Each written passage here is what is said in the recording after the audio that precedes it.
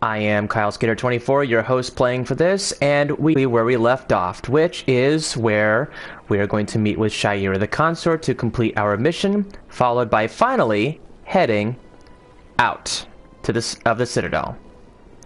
It was a long time ago, though. I barely remember it. What drew you back to the Citadel and to the Consort? I don't know exactly. It may sound... Many of us have felt the same calling, though you are the first of your kind to respond to it. Really? I hadn't seen any other humans. No doubt you are just the first of many to come. It's only a matter of time now that your species is spreading its wings. Alright, so I had to think about this for a little while I had not been playing from part 2 to part 3, but I think I have an idea on what I'm going to do once I finally get onto the Normandy and start flying around to different galaxies. But in the meantime... Commander, I recently received a lovely note from Septimus. Thank you for speaking with me. Even the Alcor diplomat has withdrawn his campaign against me. It was my honor to aid you.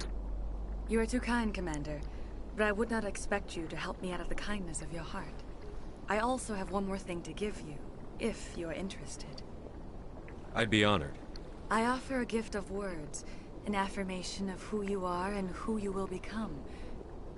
I see your skin, tough as the scales on any Turian, unyielding, a wall between you and everyone else, but it protects you, makes you strong. That strength is what kept you alive when everyone around you was dying. You alone survived. You will continue to survive. This may be who you are, but it is not who you will become. It only forms the basis for your future greatness. Remember these words when doubt descends, Commander. Thanks, I guess.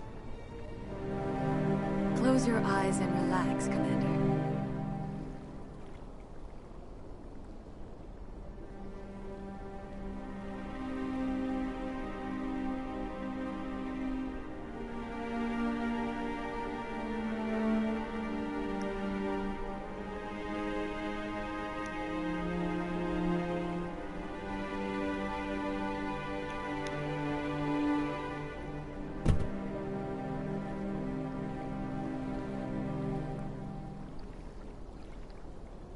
Here, Commander.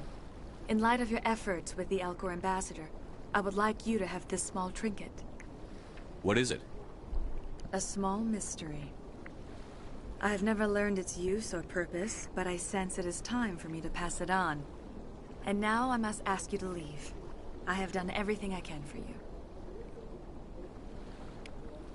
Remember my words, Commander Shepard. They will give you strength. So long, Commander. I can offer you nothing more at this... Okay, well, I think you guys were probably a little surprised that I even went that direction, huh? So, just because you can be a Paragon or a Renegade Shepherd does not mean that I was going to plan on being completely Paragon. Hello again. The consort is very pleased with everything that you have done for her. Any chance I can move up on her client list? I did help her out. Yeah, she is grateful for your assistance. However, you have already been rewarded for helping her. The client list is a separate matter, and her schedule is completely booked for the next several months.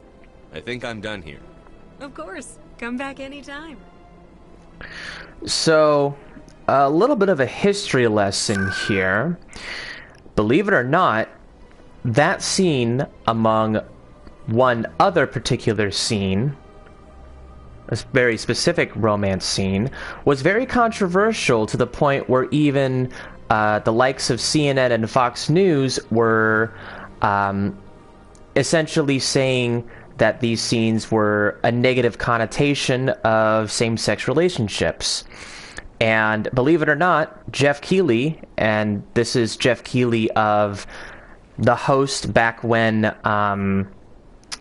game trailers became a thing, but a game trailers host named by the name of Jeff Keighley, Geoff Keighley, actually stood up against the reporters, explicitly telling them that this was nothing more than just exploring the different races and the different paths to said game. Now, I am definitely dumbing down the details of this thing, but long story short, that conversation essentially opened up other people who, you know, enjoy the future and what the future holds in terms of same-sex marriages. And now that we have come so far from 2007 to 2021, and now we can see how that has evolved in the light of things, even some people have been very grateful that games like this can showcase relationships in even futuristic games. So it's really nice how far we have come, essentially as a species, even today, from 15 years ago. Anyway, I'm apologizing for my ranting here, but essentially, we have got one more keeper to scan, and the rest of all of these are essentially missions we can take out in space. Now, I have not dealt with this for a while, and I am going to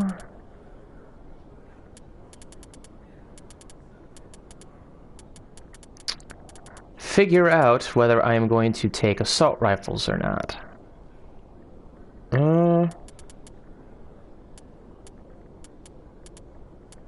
Fitness might come in handy. Yeah, let's do assault rifles. Why not? There we go. Okay. Now for the big guy. I'm going to...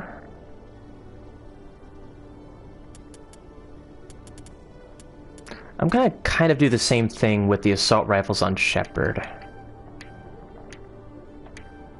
I'm gonna add more barrier for you. I'll deal with fitness and stasis later. And as for you, I'd rather deal with your electronics first. And then deal with your tactical armor. Cool. Alright. Now for equipment, I'm not going to deal with equipment immediately, because once we get to the Normandy, we will already have that chance to go to the, A Solarian excavation team has run into an unexpected problem after unearthing a Prothean dig site. Hanar protesters have blockaded the dig site, claiming that artifacts of the Enkindlers, as the Hanar call them, should not be disturbed. The excavation team has appealed to Hanar representatives on the Citadel to reach a diplomatic solution.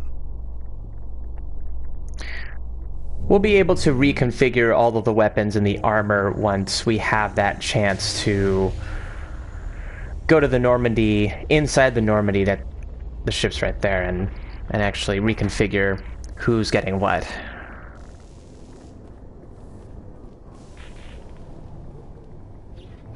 Before we do that... Exactly.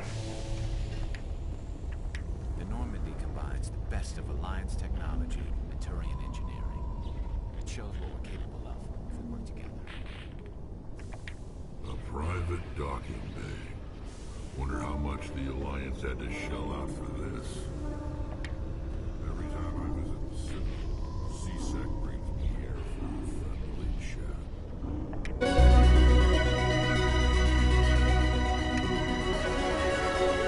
Woohoo!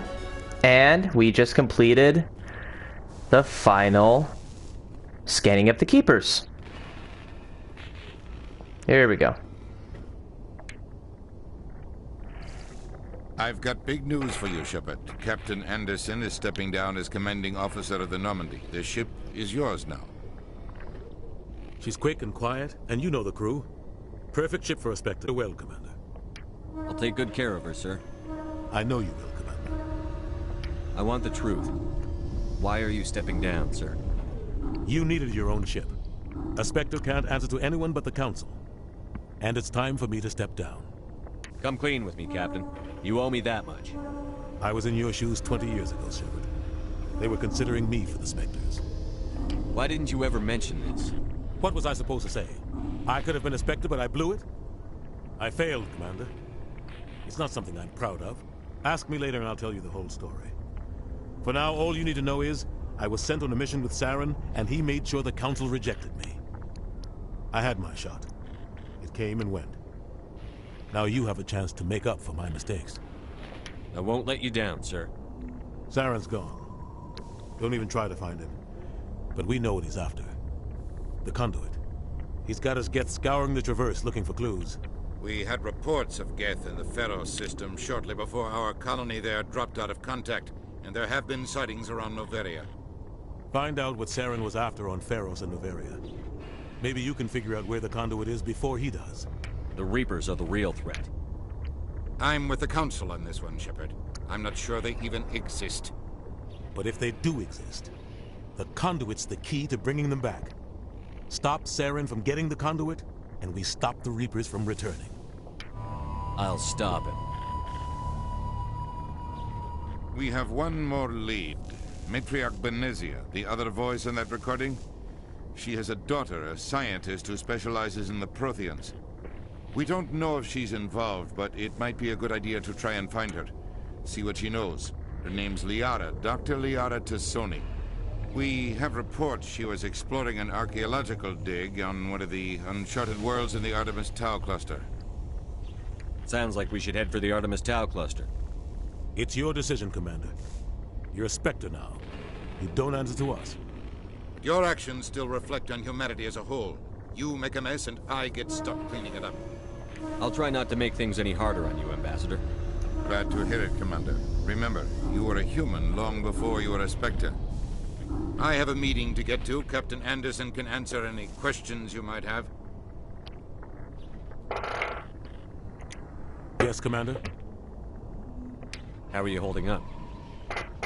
Honestly, this isn't how I pictured my career coming to an end. Pushing papers really isn't my thing.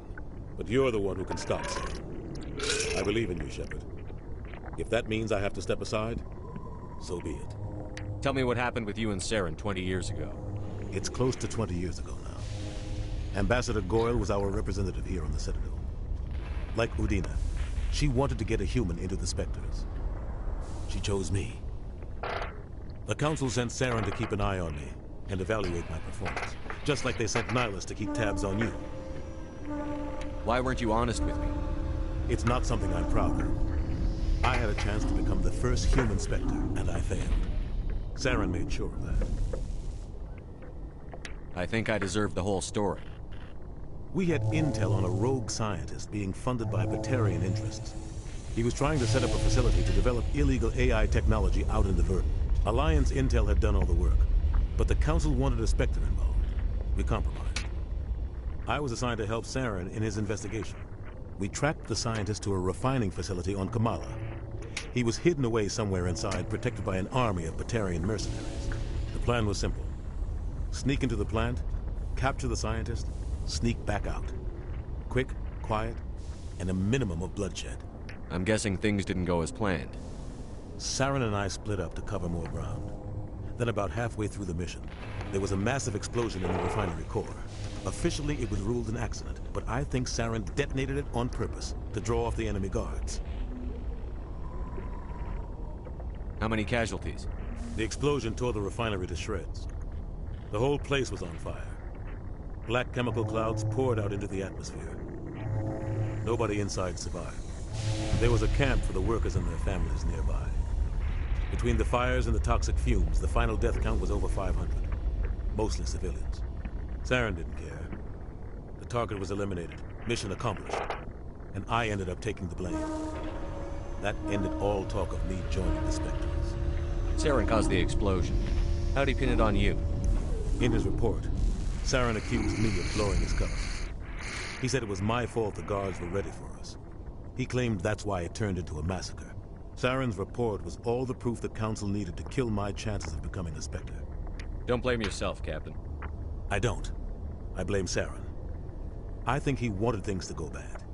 He was looking for an excuse to blow that refinery. Maybe he just likes the violence. Maybe he was just trying to make me look bad to keep humans out of the Spectres. If so, he pulled it off. Why'd you let him get away with it? Who do you think the Council was going to listen to? Me? Or their best agent? I had a bad feeling about him right from the start. I should have been more careful. Maybe I could have stopped things before they got out of hand. The only thing I care about is stopping Saren. You're right, Commander. It's no good living in the past. I want to know the truth about you and Saren. I want to know about the mission you were on together all those years ago. We had intel on a rogue Alliance intel. Whoops. The plan was simple. Sneak into the only thing I care You're about right, is... Commander. It's no good living in the past. Any extra intel you can give me on our colony at Pharos? The entire planet used to be one giant Prothean city. Mostly ruins now. But some of the infrastructure is still intact. The colony tried to build on what the Protheans left behind. We lost all contact with them when the Geth attacked. What do you know about the Artemis Tau cluster? Not much. I've never been there myself. A handful of systems with a few small, uncharted worlds, but no real colonies. Might not be easy finding Dr. Tassoni out there. My advice is to look for the world with the Prothean ruins. What can you tell me about Novaria? Novaria's trouble. Always has been. The whole planet's basically a center for corporations to conduct illegal research. Watch your back there, Shepard. Spectres are about the only form of Citadel authority Novaria respects. But they aren't popular. What do you know about Armiston Baines? Where did you hear that name? Never mind, I don't want to know. Baines is dead. Has been for quite some time. The people I spoke with seem to think he was still alive. It's not common knowledge. Military's keeping it under wraps. Baines was doing some high-level work for the Alliance. Stuff even I wasn't aware of. One day he turns up dead on a drifting scout ship. Everyone suspects it was foul play, but it was never officially investigated. What can you tell me about the ship? I don't know much about it. You should talk to Admiral Kahoku. One of his crews discovered Baines' body. I spoke to Kahoku. He never brought it up. You should mention Baines the next time you see him. See if he'll tell you anything. Is there anything else, Commander? I should go. I'll be here if you need anything. Okay, so that was a lot to uncover. So, Captain Anderson here, who worked with Saren, there's actually a great book that specifically details everything that happened between that specific mission that Anderson was talking about in Mass Effect Revelation. For those who don't know it, I would highly recommend getting into the Mass Effect of them. 3 of them are worth reading. The 4th one, not as much. Revelation, Retribution, and Ascension. I don't think that's the right order, but in any case, at least take a look into Mass Effect Revelation, because that will detail David Anderson and Saren and the world around them back then as a whole. There's a lot of lore and mystery and wonder in this universe, and it's always the characters that are pulled into unthinkable situations that we have come to care for, especially Shepard and Garrus and Rex and Tali and Kaidan and Ashley. So I would highly recommend Mass Effect Revelation for those who have not read it before. Stand by, shore party. Decontamination in progress.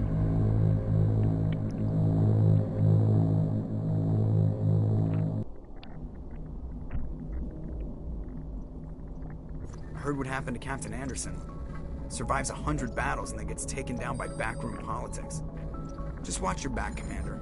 Things go bad on this mission, you're next on their chopping block. Captain Anderson should be the one in charge. It's like I'm stealing the ship from him. Yeah, the captain got screwed. But it's not like you could have stopped it. Nobody's blaming you. Everyone on this ship's behind you, Commander. 100%. Intercom's open. If you got anything you want to say to the crew, now's the time. This is Commander Shepard speaking. We have our orders. Find Saren before he finds the conduit. I won't lie to you, crew. This mission isn't going to be easy. For too long, our species has stood apart from the others. Now it's time for us to step up and do our part for the rest of the galaxy. Time to show them what humans are made of. This began with an attack on a human settlement in the Traverse. But we know Saren won't stop there. His Geth armies aren't going to stay on the far fringes of Citadel space. Our enemy knows we're coming. When we go into the Traverse, Saren's followers will be waiting for us. But we'll be ready for them, too. Humanity needs to do this. Not just for our own sake, but for the sake of every other species in Citadel space. Saren must be stopped. And I promise you all, we will stop him. Well said, Commander. Captain will be proud. The Captain gave up everything so I could have this chance. We can't fail. Yes, sir. Boy, that music ended very abruptly. I'm a little disappointed in that. I'm not gonna lie. Commander, something you need? How's the Normandy performing? Is she everything they said she'd be? She's the best ship in the fleet. If you've got a pilot who knows how to handle her. Balance isn't what you'd expect. Takes a while to get used to that oversized drive core we got stuffed in the back, and her power can sneak up on you if you're not careful. The Normandy's probably too much ship for your average Alliance pilot, Commander. Lucky for you, I'm anything but average. I like to know my crew. Mind if I ask you a few questions? I can see where this is going. You did a background check on me, didn't you? Well, I'll tell you the same thing I told the captain. You want me as your pilot. I'm not good. I'm not even great. I am the best damn helmsman in the Alliance fleet. Top of my class in flight school, I earned that. All those commendations in my file, I earned every single one. Those weren't given to me as charity for my disease. I'm sorry, Joker. I didn't even know you were sick. You mean you didn't know? Oh, crap. Okay, I've got Vrolik syndrome, brittle bone disease. The bones in my legs never develop properly. They're basically hollow, too much force and they'll shatter. Even with crutches and my leg braces, it's hard to get around. One wrong step and crack! Crack! It's very dramatic. I've learned to manage my condition, Commander. Put the Normandy in my hands and I'll make her dance for you. Just don't ask me to get up and dance unless, you like the sound of snapping shin bones. Sorry, that crack animation when they do it is very sudden, and I kind of like how that's done. Why does everyone call you Joker? It's a lot shorter than saying Alliance Flight Lieutenant Jeff Moreau. Plus, I love to make little children laugh. I was just thinking how much you remind me of Santa Claus. I didn't pick the name. One of the instructors in flight school used to bug me about never smiling. She started calling me Joker, and it stuck. Why didn't you ever smile? Hey, I worked my ass off in flight school, Commander. The world's not gonna hand you anything if you go around grinning like an idiot. By the end of the year, instructors and everybody knew it. They'd all got their asses kicked by the sickly kid with the creaky little legs. One guess who was smiling at graduation? I need to know more about this Vrolik syndrome if I'm putting my ship in your hands. Yeah, of course you do. It's an extremely rare condition. Nobody knows exactly what causes it. Genetic, maybe. It's treatable, but there's no cure. They classify my case as moderate to severe. I was born with over a dozen fractures, hip, thighs, ankles. My bones were already breaking in the womb. 100 years ago, I wouldn't have survived past my first year. Lucky for me, modern medical science has turned me into a productive member of society. You're not gonna break a bone trying to fly the ship, are you? I don't fly with my feet, Commander, so I'm fine as long as I'm in this chair. I gotta be real careful when I get up to take a piss, though. I can do my job as well as anyone on the ship. Better, actually. So don't worry about it. I'm not trying to make you uncomfortable. Let's talk about something else. Whatever you want, Commander. I have to go. Alright, see you. Alright, so now we are finally commanding the Normandy SR-1. Yay us. Alright. If anyone has to take over for Captain Anderson, I'm glad it's you. I'm not sure about having non-humans on our ship, though. We're all on the same team here, Presley. With all due respect, sir, that's what they said about Nihilus. Look how that turned out. I'm in charge here, Presley. I decide if we have non-humans on this vessel. Yes, sir. Understood, sir. Speak freely, Presley. I want to know if you have a problem with non-humans. It's not that, Commander. Humanity has always handled its own problems. Saren attacked one of our colonies. We should be the ones to stop him. We don't need their help. Some people think asking for help is a sign of weakness. It's just being stupid and stubborn. No matter how strong you are, allies can make you stronger. I guess so. Maybe I'm just stuck in the old ways of thinking. But don't worry, Commander. This won't be a problem. How did you end up assigned to the Normandy? I signed up with the Alliance as a navigator right out of school, following in my grandfather's footsteps, I guess. My first posting was on the Agincourt. We were at Elysium during the Skillian Blitz. A massive fleet of alien raiders hit the colony, trying to wipe it out. They had the numbers, but their ships were no match for an Alliance frigate. It was a slaughter. We couldn't even keep track of how many ships they lost. How'd you end up on the Normandy? I got my officer's commission after Elysium. Must have made an impression on the right people. Captain asked for me when he was picking his crew. Carry on, Presley. Yes, sir.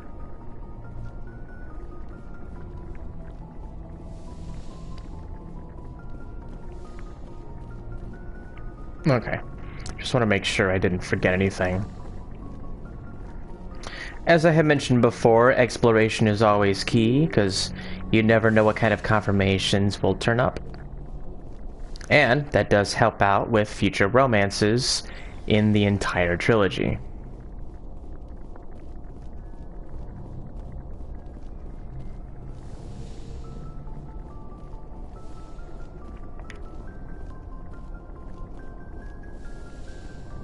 Every little bit helps. Alright, it's been a while since I have last saved, so I'm gonna go ahead and save now.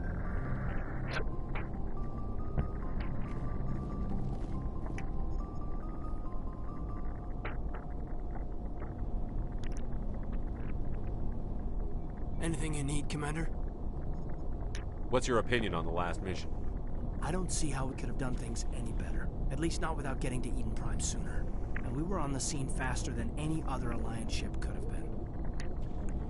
Just trying to get a sense of where the crew's at. Thoughts? I've wasted enough of your time for now, Commander. We'll have time for personal debriefings later. We'll talk another time, Lieutenant. Commander?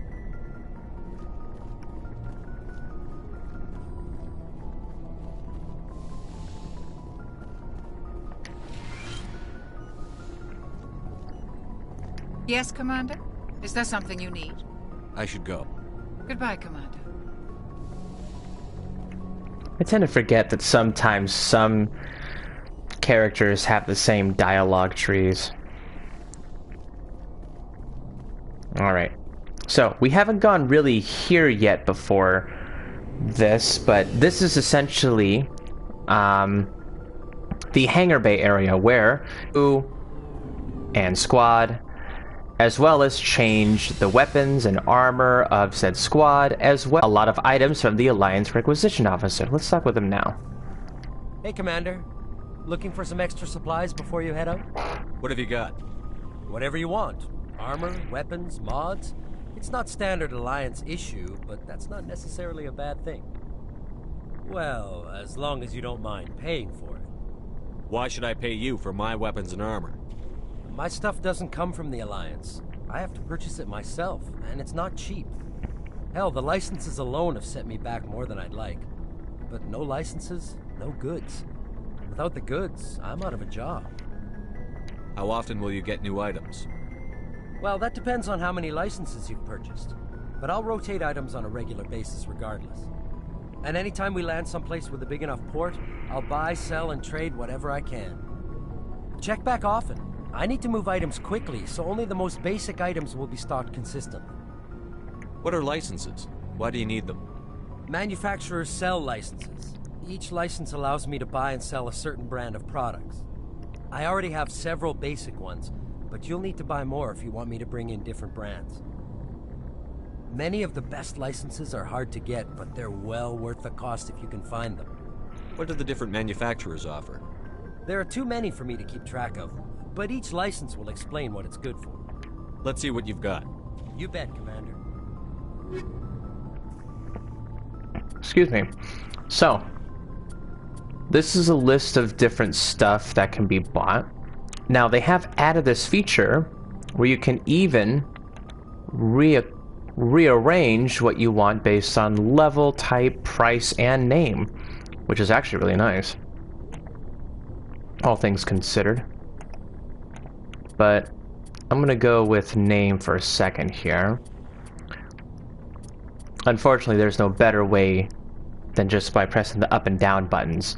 But as of right now, I have no need to buy or sell anything. What I normally do is I wait right up until I get probably about 135, 150 items max. And you'll be able to know that the longer you play this game because, simply put, you will get a notification that you're at like 135, 138 items. And once you start carrying that much, you're really going to have to start worrying about whether you know, you want to get some of these items to any of your squad mates or to sell a lot of them to the Alliance Requisition Officer. Over time, weapons and armor will start getting stronger and much more beneficial.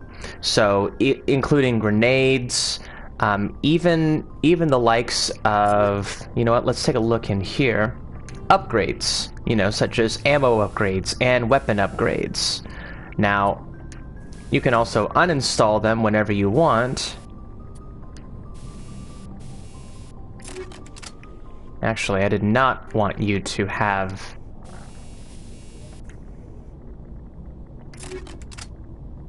Are you kidding?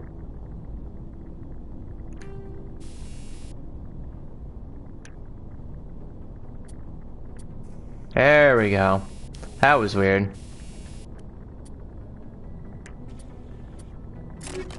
Huh. That's a weird programming error. Alright.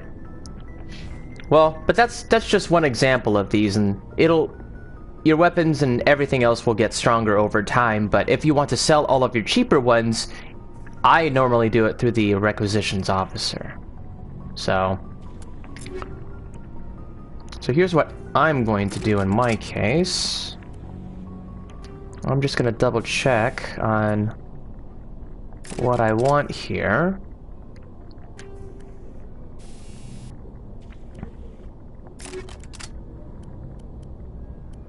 There's so many different weapons that I can take from them.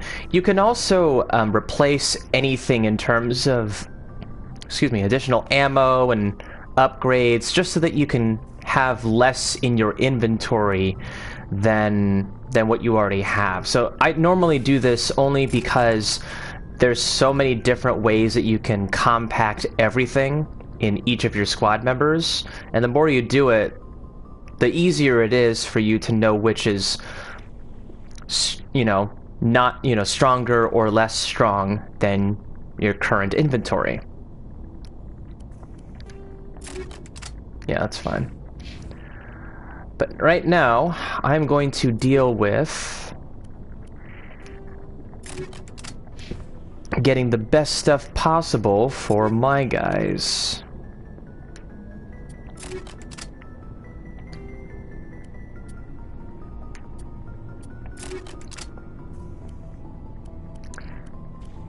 It's interesting how in here specifically, you won't really notice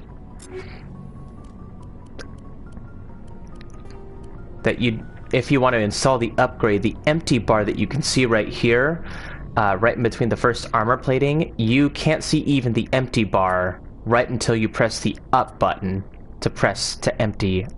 Once you press the up button again, it's really weird. That's a strange programming thing that I don't think people have realized just quite yet, but people have already finished this game up to this point, and it's only been, what, only a couple days? So everyone has their own way of dealing things. I just like being able to explain them to people who don't have any idea on certain things. And that's never a bad thing, in my opinion, to explain things, at least in a brief but very understanding way. There we go. Now, what I'm doing here is I'm trying to make sure I give the best weapons and upgrades to my current two members, which is Garrus and Rex. So, And this is technically part of the RPG experience. So...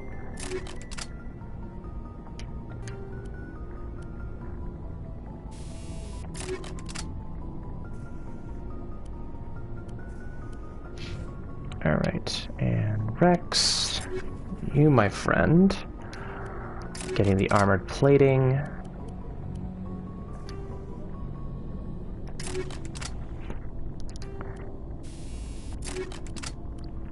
And I do take certain care of what I give my squad mates because I am on insanity level, which is the hardest difficulty that you can get, but because I have done so many different Mass Effect playthroughs for so long, for me, the hope is that by the time I go through all of this, knowing what I have done all those years ago and coming back to it every now and then, that I at least have a leg up on all of the enemies that will come in the near future. So all of this ends up becoming extremely important. Even if it doesn't look like it from somebody else's eyes, it at least helps me out in organizing and reattributing what is important in my playthrough. Now, that's not everybody's way of going about things, it's just the way that I go about them. Alright, so let's go ahead and talk with the rest of the crew. But before I do that, let's inspect the Mako here. And I am going to do this on purpose, but I am going to go to Therum next to head immediately to Liara. I wanted to be able to show more of the important stuff in this playthrough, so here we go. Let's start talking with the crew. Commander? What's your opinion on the last mission? Kinda wish you'd got there sooner, Commander. No offense, I appreciate the rescue. I just wish... You wish we'd been able to save the rest of your unit? Yes, sir. If I had been more alert, we wouldn't have been cut down by an ambush. The Geth are perfect ambushers. They don't move, they don't make noise, they don't even breathe. Sir, they have flashlight heads. I'll make sure it doesn't happen again. Do you have a few minutes to talk one-on-one? I'm sorry, Commander. I need to get my duty squared away. I wouldn't mind talking more later, though. Dismissed, Chief. Sir.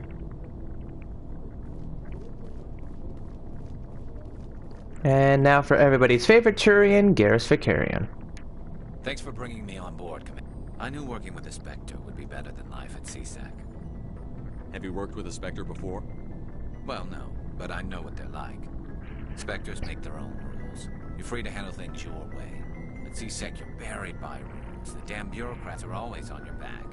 For the most part, the rules are there for a reason. Maybe. But sometimes it feels like the rules are only there to stop me from doing my work. If I'm trying to take down a suspect, it shouldn't matter how I do it, as long as I do it. But CSEC wants it done their way. Protocol and procedure come first. That's why I left. So you just quit because you didn't like the way they do things? There's more to it than that. It didn't start out bad, but as I rose in ranks, I got saddled with more and more red tape. CSEC's handling of Saren was typical. I just couldn't take it anymore. I hate leaving. I hope you made the right choice. I'd hate for you to regret it later. Well, that's sort of why I teamed up with you. It's a chance for me to get off the Citadel, see how things are done outside CSEC. Either way, I plan to make the most of this. And without CSEC headquarters looking over my shoulder, well, maybe I can get the job done my way for a change. If getting the job done means endangering innocent people, then no. We get the job done right, not fast. Got it? I wasn't trying to. I understand, Commander.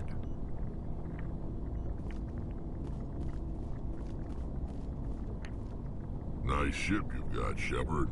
What can I do for you? What's your story, Rex? There's no story. Go ask the Quarian if you want stories. You Krogan live for centuries. Don't tell me you haven't had a few interesting adventures. Well, there was this one time the Turians almost wiped out our entire race. That was fun. I heard about that. You know, they almost did the same to us. It's not the same. It seems pretty much the same to me. So your people were infected with a genetic mutation? An infection that makes only a few in 1,000 children survive birth? And I suppose it's destroying your entire species? I suppose it isn't all the same. I don't expect you to understand, but don't compare humanity's fate with the Krogan. I was just making conversation. I wasn't trying to upset you. Your ignorance doesn't upset me, Shepard. As for the Krogan, I gave up on them long ago. The genophage infected us, but it's not what's killing us. Are your people really dying? We're sure not getting any stronger. We're too spread out. None of us are interested in staying in our own system. Lots of species have left their homes and prospered. But they go to colonize new worlds. We're not settlers. We're warriors. We want to fight. So we leave. Hire ourselves out. And most of us never go back. What can you tell me about the genophage? Ask the Solarians if you want details. They made it. All I know, it makes breeding nearly impossible. Thousands die in stillbirth, and most never get that far. Every Krogan is infected. Every one. And no one's rushing to find a cure. Why don't the Krogan try to find a cure? When was the last time you saw a Krogan scientist? Ask a Krogan. Would he rather find a cure for the genophage or fight for credits? He'll choose fighting every time. It's just who we are, Shepard. I can't change that. Nobody can. So long, Rex. Shepard. Alright, and there's one other squad member over here.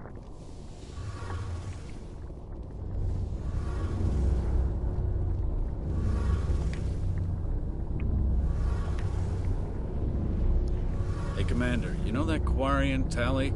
She's been spending all her time down here asking me about our engines. I'll tell her to leave you alone. What? No, she's amazing. I wish my guys were half as smart as she is. Give her a month on board and she'll know more about our engines than I do. She's got a real knack for technology, that one. I can see why you wanted her to come along. Boy, Adams looks very different in comparison to his Mass Effect 1 counterpart back in 07. I figured she'd be a real asset to the team. You got an eye for talent, Commander, but I'm guessing that's not why you came down here. Fill me in on the IES stealth systems. How does it work exactly? You can't hide a ship out in space. They emit too much heat and radiation. Too easy for sensors to pick them up, unless you find a way to capture those emissions. So our stealth systems trap the energy we give off in storage sinks built into the ship itself. No emissions to give away our location. Eventually the sinks have to be vented. More than a few hours silent running and they overheat. Cook us inside our own hull. There's no way for anyone to detect us? A visual scan can still pick us up. Anyone looking out a window can see us plain as day. But you have to be pretty close to get an actual visual out in space. Most vessels rely on scanners. As long as the stealth systems are engaged, they can't see us. Not unless we accelerate to FTL speeds. Why doesn't it work with faster-than-light travel? Cranking up the FTL blue shifts our emissions, pushes them into frequencies too high to capture in the sinks. As soon as we make the jump, it's like setting off a flare. Sensors can pick up our location whenever we enter or exit FTL flight, but for short-range missions, our stealth systems are amazing, and we've got the only one. Where else have you served, Adams? If you name a class of Alliance ship, I've probably served on it. Everything from dreadnoughts and carriers right down to frigates like the Normandy. My last assignment was on the Tokyo, only a cruiser, but she was a good ship. Couldn't hold a candle to the Normandy, though. I want to know more about the Normandy. She's the best ship I've ever served on. Probably the fastest vessel ever designed. She's the only one using the new Tantalus drive core. What's so special about the Tantalus drive core? Proportionally, it's about twice the size of any other vessel. Not only are we faster, we can run at FTL speeds longer before we have to discharge the core. Carry on, Adams. Aye, aye. I apologize in advance if I sound like I'm eating or drinking something. I tend to hydrate and eat whenever I really need to, so... But hey, then again, it's always good to hydrate and eat whenever you need to. Your ship's amazing, Shepard. I've never seen a drive core like this before. I can't believe you were able to fit it into a ship this small. I'm starting to understand why you humans have been so successful. I had no idea Alliance vessels were so advanced. The Normandy's a prototype. Cutting-edge technology. Valuable resource. But we don't have anything like this. We make do with cast-offs and second-hand equipment. We just try to keep them running for as long as we can. Some of the fleet's larger vessels date all the way back to our original flight from the Geth. I can't believe your fleet's still using ships that are 3 centuries old. They're constantly being repaired, modified, and refitted. They aren't pretty, but they work. Mostly. We've tried to make ourselves as independent as possible on the flotilla. Grow our own food, mine, and process our own fuel. But some things we just can't make on our own. A patch to maintain the hull integrity requires raw materials we just don't have. That's why our pilgrimages are so important. Tell me about your people. Our lives aren't easy. Resources are scarce, and we are constantly on the move. Everything we do must in some way contribute to the continuation of the migrant fleet. There are 17 million Quarians in the flotilla, and each of us relies on the others for survival. The bonds among my people are strong. Unfortunately, we have had to surrender many of the freedoms and civil liberties other species take for granted. What kind of freedoms? Well, it's illegal for parents to have more than one child. If our population grows too much, it would strain our resources to their breaking point. Of course, we also can't allow our numbers to become too few. If our population is in decline, the rule against single births is temporarily repealed. In extreme cases of population decline, incentives are even offered to encourage multiple births, though the Conclave hasn't had to take such measures in nearly a century. That's your government. The Conclave is our civilian branch of government. Each ship can elect a representative to serve on the Conclave and make decisions that affect the fleet as a whole. On matters that affect an individual ship, however, the captain has the final say. It's a tradition that dates back to the early days, when the fleet was governed by martial law. Fortunately, most captains nowadays are smart enough to have an elected council from their crew to give them advice and guidance. So the ultimate power rests with elected officials. In practice, the Conclave and the respective council for each ship tend to set the rules that govern our daily lives. But in theory, we are still under military jurisdiction. The 5 top-ranking military officials in the fleet serve on the Admiralty Board. These 5 have the power to overrule any decision by the Conclave in case of emergency. To do so requires unanimous agreement among the Admiralty, and they can only do this once. After that, the entire board must resign their posts. It's a safeguard that served us well. In nearly 3 centuries, the Admiralty Board has only overruled the Conclave 4 times. I want to know more about the Geth. I doubt I can tell you anything you don't already know. It's been almost 3 centuries since they drove my people into exile. All I know is the story of their origins. What they were when we created them, and how they turned on us. Interesting. The Geth were originally created to serve as an automated manual labor force. Initially, their intelligence was as limited as any VI. Over time, we made small modifications to their programming to allow them to perform more varied and complex tasks, bringing them closer and closer to true AI status. How come the Council didn't step in and stop you? This wasn't true AI research. We may have been skirting the bounds of the law, but we never did anything that was actually illegal. The changes were so insignificant, so gradual, that we were able to control them. Or so we thought. But one thing we underestimated was the power of the neural network. A million Geth thinking simultaneously created an inherently unstable matrix. So, the Geth share brain power? Many of the Geth's logic systems were designed to work in concert with other nearby Geth. Basically, the more of them you have in the group, the smarter they are. So there's some sort of group consciousness? No, nothing like that. They cannot share sensory data or information. Their programming cannot handle that much simultaneous input. Each Geth maintains an individual awareness and identity. The neural network only operates on a process-based level. It's basically the synthetic equivalent of a subconscious. But when they're in close proximity, they can coordinate low-level functional processes, freeing up more capacity for original or independent thought. That doesn't make any sense. I'm probably oversimplifying. The Geth are incredibly advanced and complex creations. All you need to know is that they get smarter when they gather in large numbers. As we built more and more Geth, their effective intelligence became more sophisticated, more abstract. One day, a Geth began to ask its Quarian overseer questions about the nature of its existence. Am I alive? Why am I here? What is my purpose? As you can imagine, this caused a near panic among my people. I don't see what's so bad about those questions. The Geth were created to engage in mundane, repetitive, or dangerous manual labor. That's fine for machines, but it won't satisfy a sentient being for long. The Geth were showing signs of rudimentary self-awareness and independent thought. If the Geth were intelligent, then we were essentially using them as slaves. It was inevitable the newly sentient Geth would rebel against their situation. We knew they would rise up against us, so we acted first. A general order went out across all Quarian-controlled systems to permanently deactivate all Geth. The Geth responded to this order violently. You can't blame them for fighting for their survival. We had no other choice.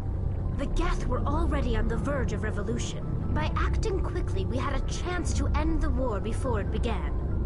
The hope was that most of the Geth would still be little more than machines, incapable of organized resistance.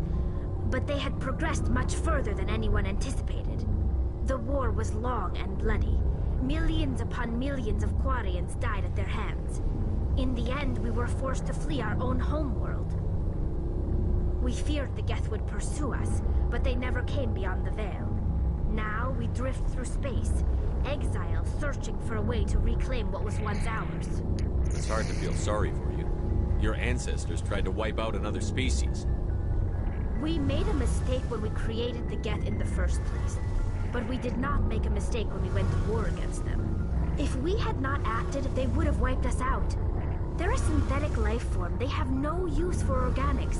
None. Why do you think they cut themselves off from the rest of the galaxy? Why do you think they've killed every organic being who's ever tried to contact them? They didn't kill Saren. What does that tell you?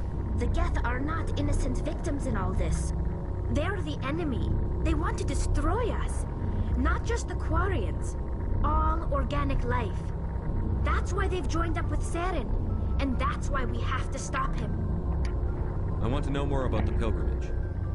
Ships and seek acceptance with a new crew. It's necessary to maintain genetic diversity among the fleet.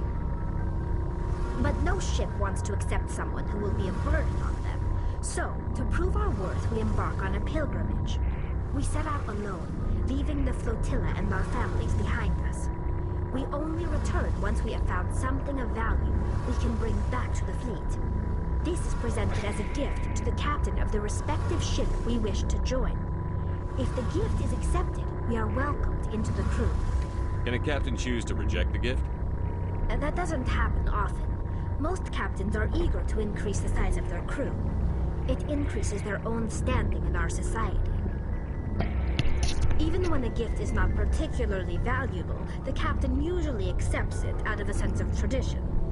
However, there is a stigma to presenting a substandard gift. It's not the best way to make a good impression on a new community.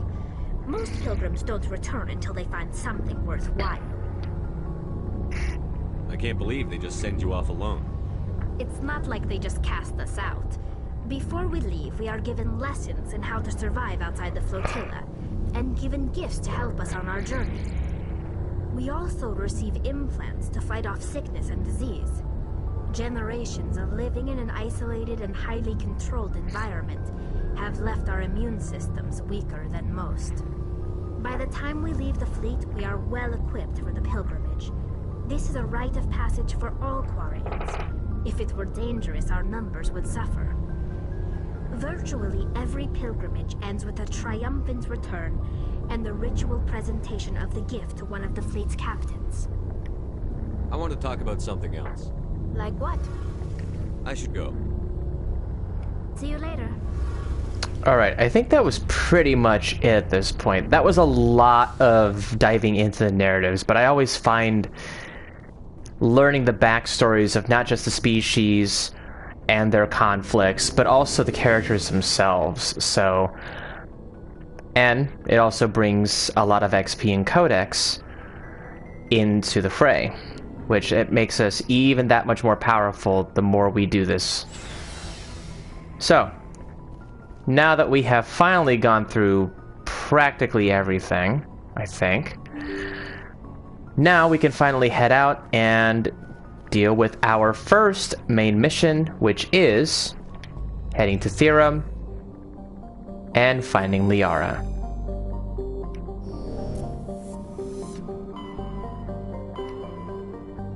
Wow, they have made this super clean. So we've got Novaria, Pharos, Liara's dig site, and then Asteroid X57. That is the Bring the Sky Down DLC, so we are not going to deal with that until the very, very end of, well, before the final mission. So, for the moment, we are just going to head immediately into the Artemis Tau cluster. The question right now is trying to remember which system it's in.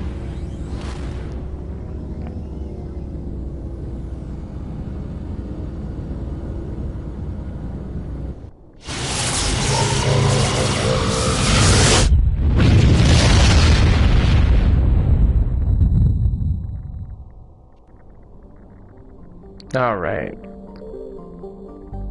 I think I made the wrong... I think it's Macedon.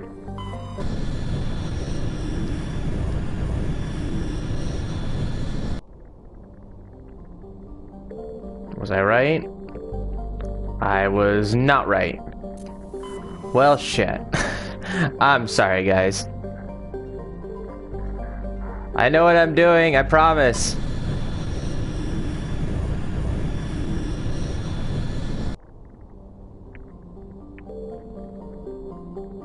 Where the hell is Therum? Did I really just go through everywhere in the Artemis Tau cluster just to find out it's right here? Gosh darn it. The fun of exploring and not even realizing it. There it is. Ugh. Well. Now, while this would probably be very boring, unfortunately, this ends up being the case when you're exploring a lot of different planets. And then you find planets that you can survey. You get more money and XP doing this as well. Alright. Now we're going to head straight to Therum and start out this main mission. As soon as I save.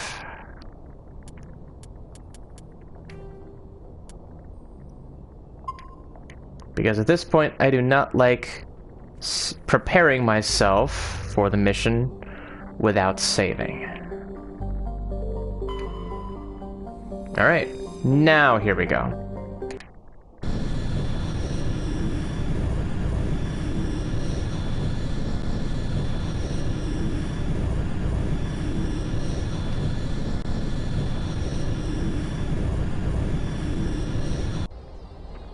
Alright, we'll take Rex and Garrus.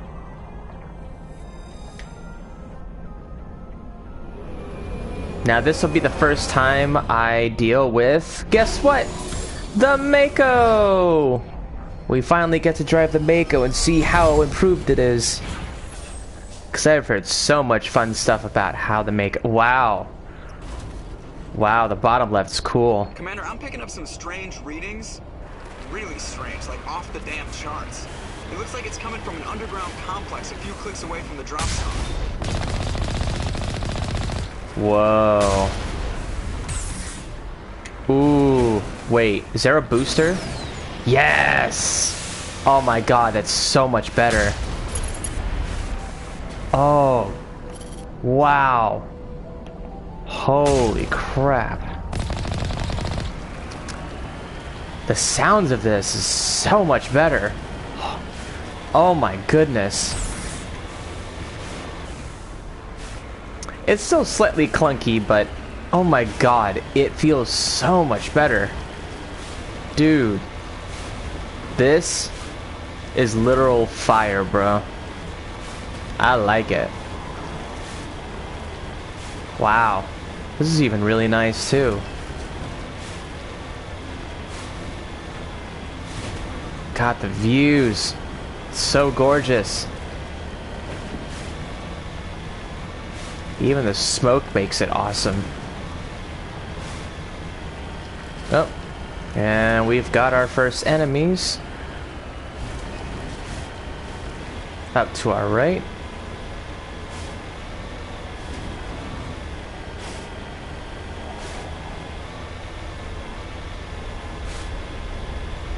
Now, fun thing about this is, unfortunately, as much as... Oh my god. Goddamn Geth. So, fun fact. As much as I do not like... as much fun as it is to essentially take out these guys with the Mako itself, I am not one to normally want to kill them with just the Mako.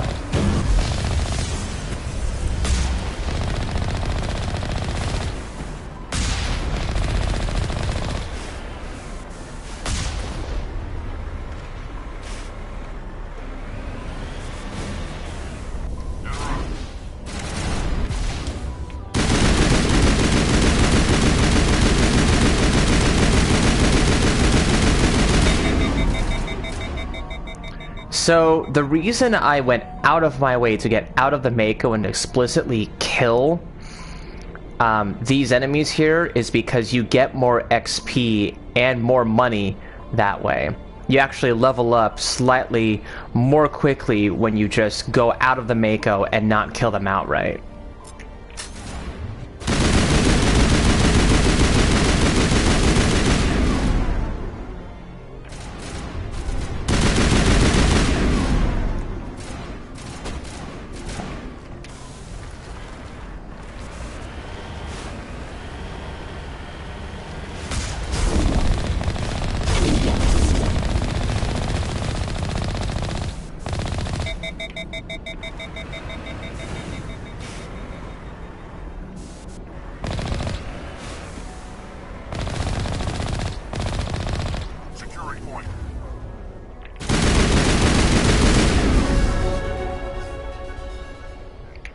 Now, you can very absolutely take out a lot of their health and shields, but the XP only comes to play when you finish off any enemy. Any enemy. So I prefer not to finish off any enemy with the Mako specifically. Alright, so I'm going to make another save just in case.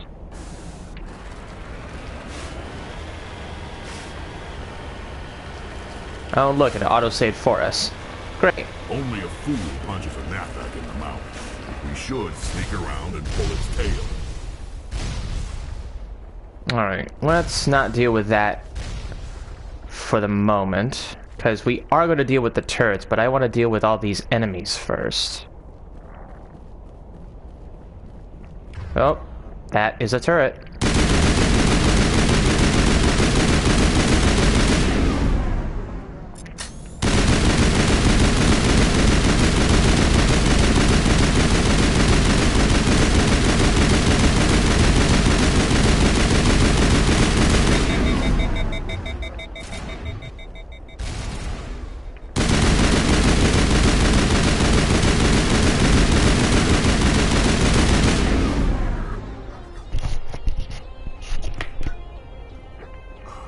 Come on, wake up, guys.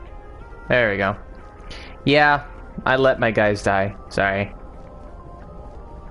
Actually, not sorry.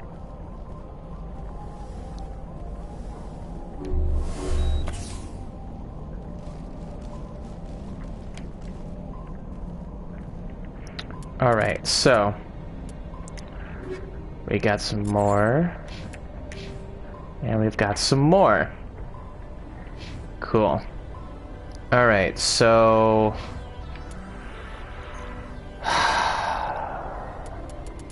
in the interest of abilities and time, I'm just going to really quickly go through what I think is going to be beneficial for me most.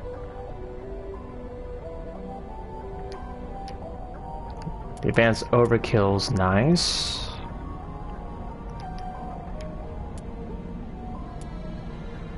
I am going to eventually want to go over soldier and specter training, because that'll actually help out a lot in my case. Oh yeah, you can also toggle the helmets. I sometimes forget you can do this. I really like this helmet for them though. That's really cool. Alright, so let's deal with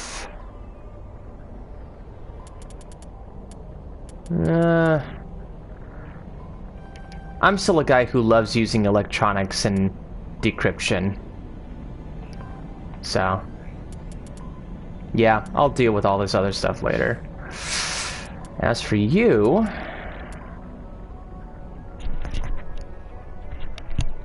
I think I am going to give you more fitness. Boom. More health. More Krogan health. More fun.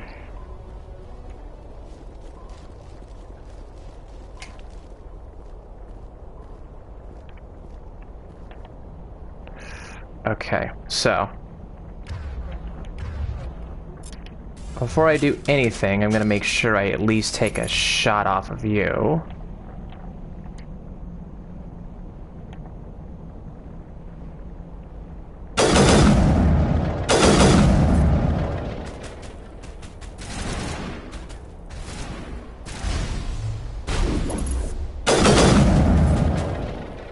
Oh, hello.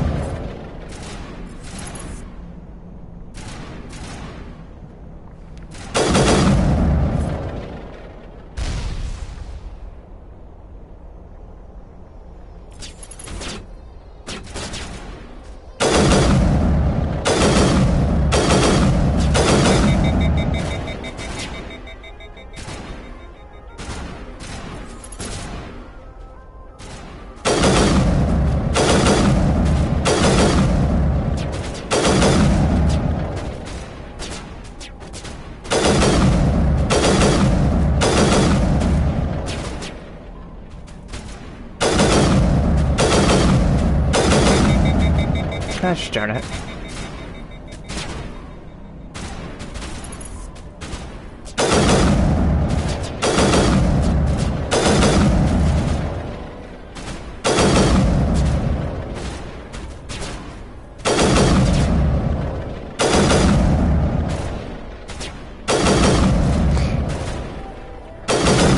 Sorry, but I would rather be the type of guy who loves planning in advance and not being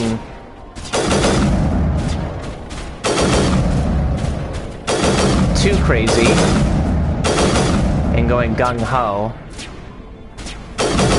on these enemies. Boom.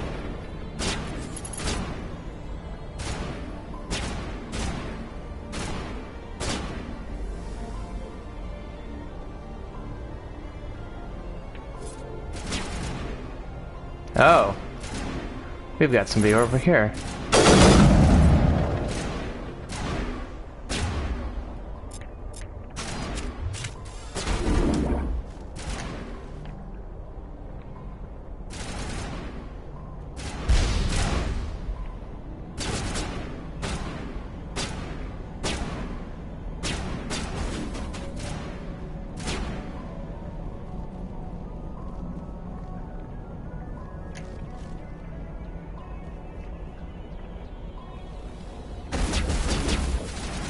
Shit.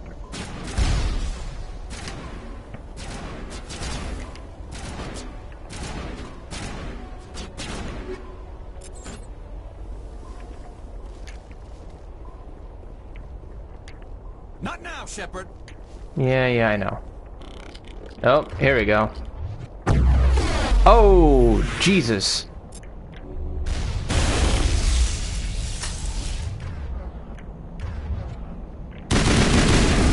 Get out of here.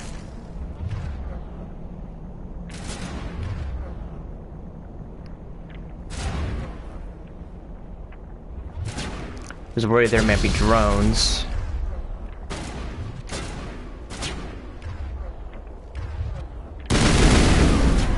Get out of here.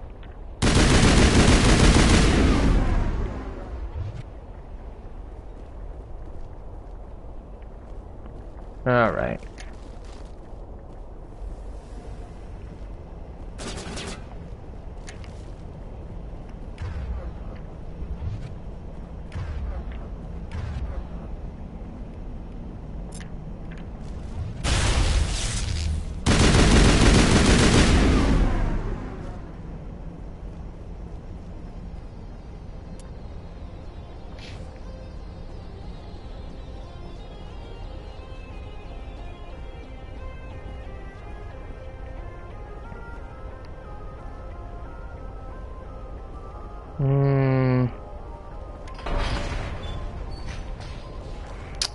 As much as I didn't exactly want to do that, it is going to be very helpful to take out those Geth turrets. But as I mentioned before, I am not planning on taking them out through the Mako. I am going to take them out on my own 2 feet. Oh shit, okay. Whoa, hello.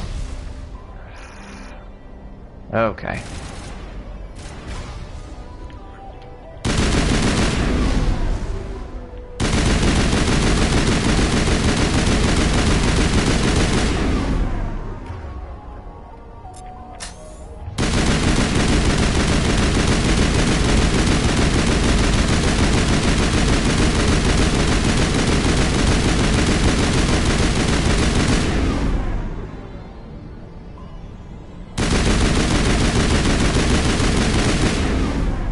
Now, considering how long this can take, it's not the safest thing that you could do, but it is a way that you can go about it.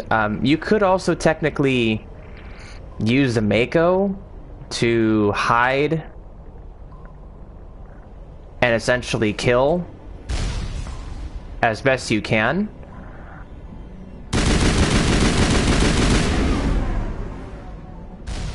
Like that. And then finish off. But... ooh, hello. That was definitely not good. Okay. Oh, and I can't revive my squad mates. See, that is what learning is like. Ah, shit. Okay.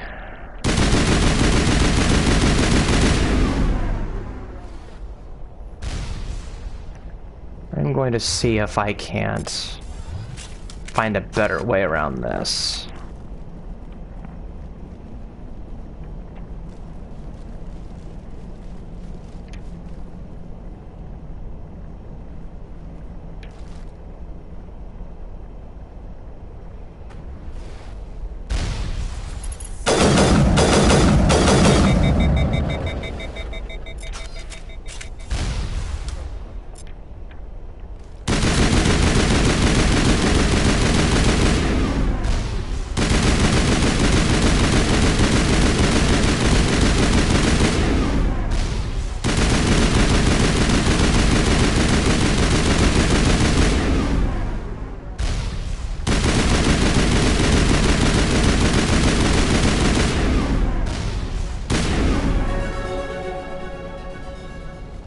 Alright, so now I have done that. One more turret left, and I should be all good to go in waking my guys back up. Ugh. Okay.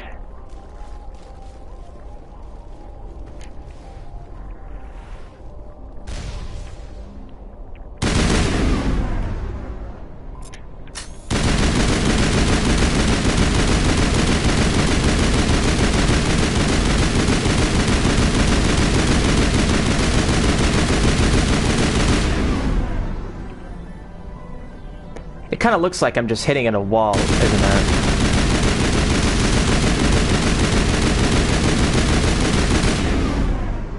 it? Give it a little bit. And there you have it. Cool. Alright. Now, I'm going to run all the way back to get my Mako.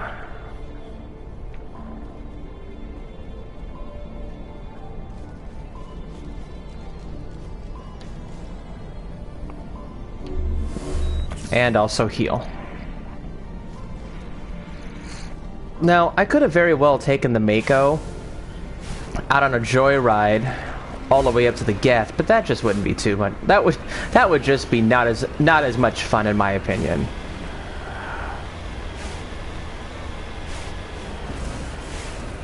Alright, so we can see that there's going to be enemies over here and likely enemies over here. I also like to not deal in explosives when at all possible.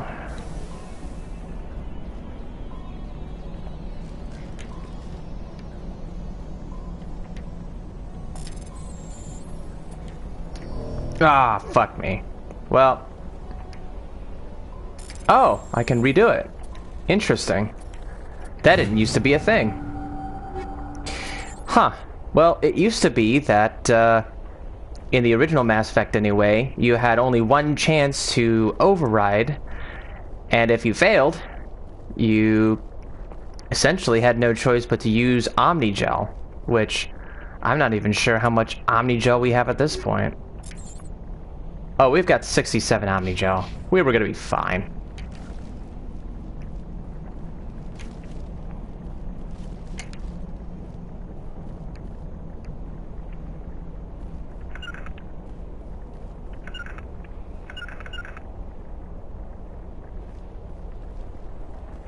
Why is Garrus just sitting there?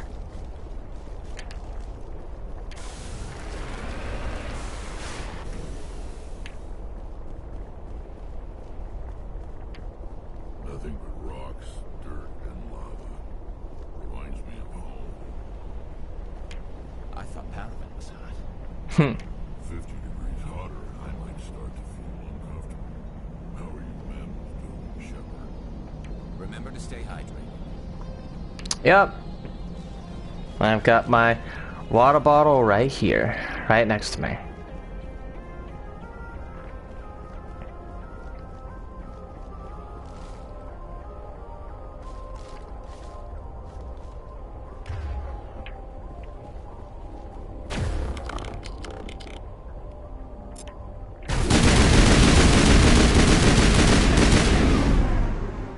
Get out of here.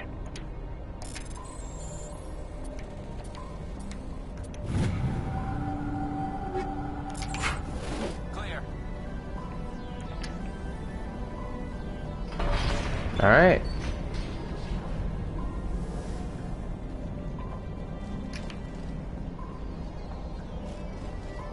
I think we've gone through as much of this area as we could have. I think.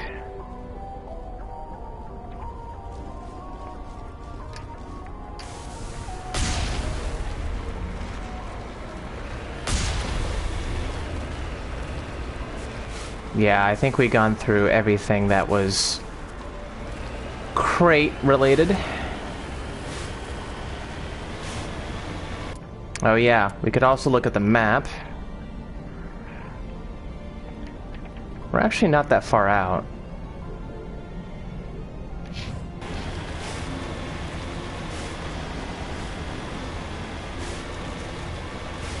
Oh look.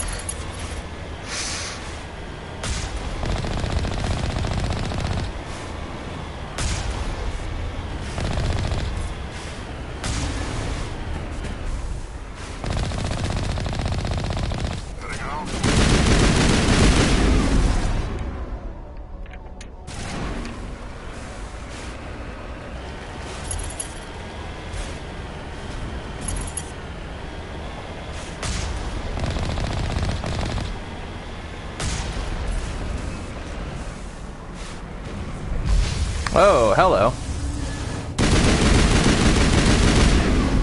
There you go. Whee! Bye-bye.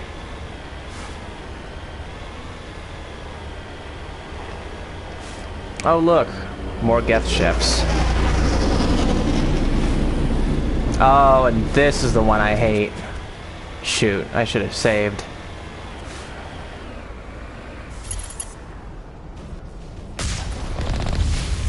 God damn it. Get over here.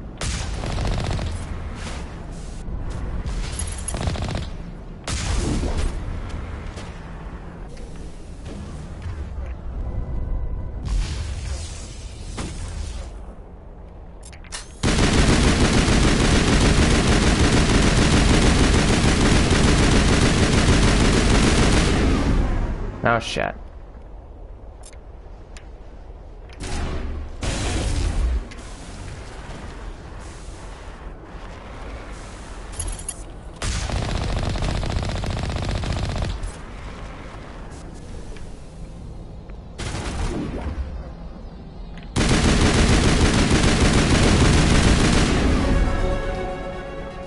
There we go.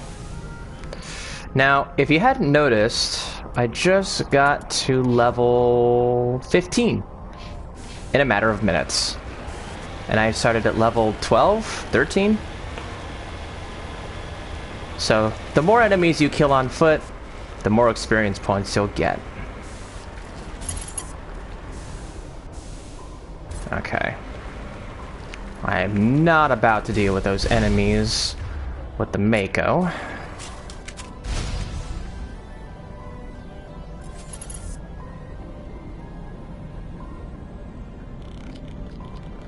Oh, hi. Oh, hello.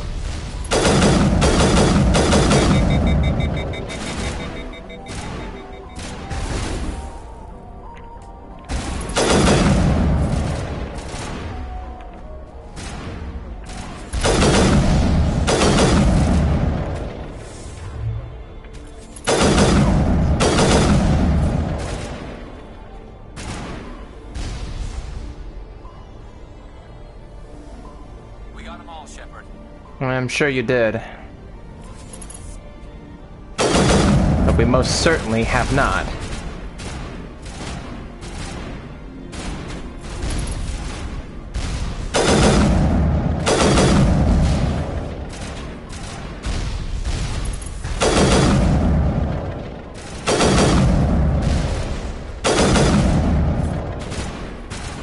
Oh crap. Whoa, Jesus.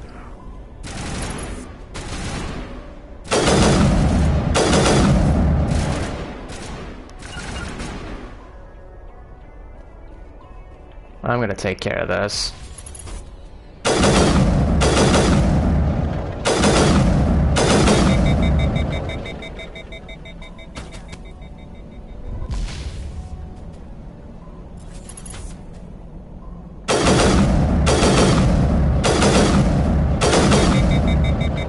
Nah. Alright. Yeah, I know.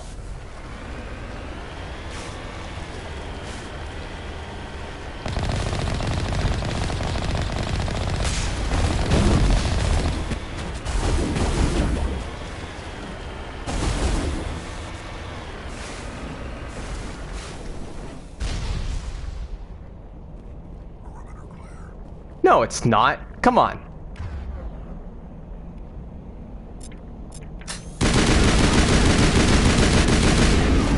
Ah!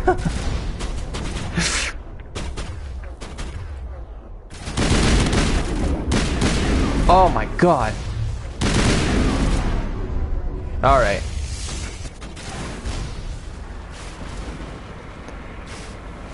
No matter how difficult it is, you can always kill on foot.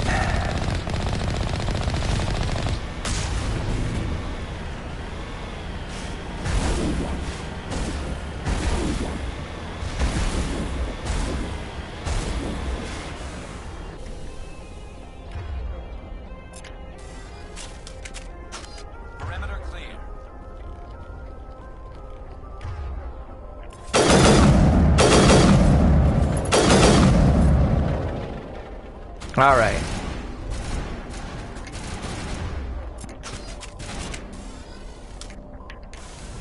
Now we can finally deal with the bigger Geth.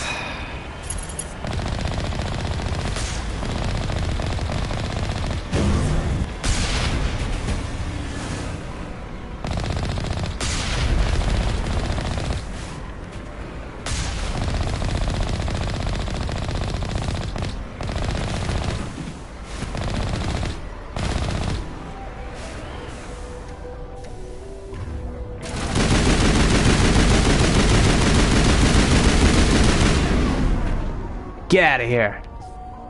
All targets down. Alright. Should be good. For now. And this is the part where I normally save. Sometimes it's best to save often, especially when you've dealt with big, massive, crazy fights like that.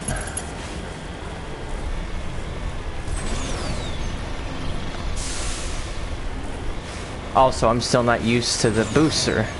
Oh, okay.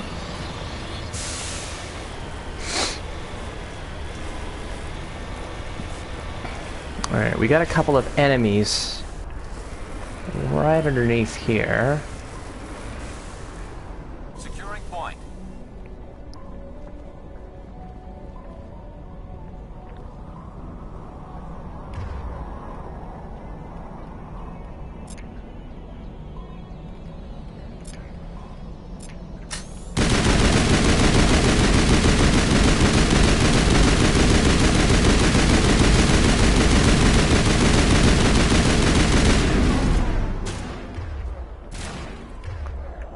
See?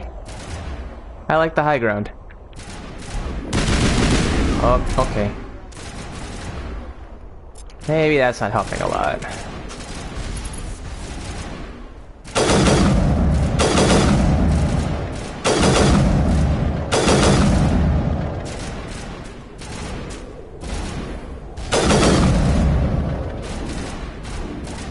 Come on.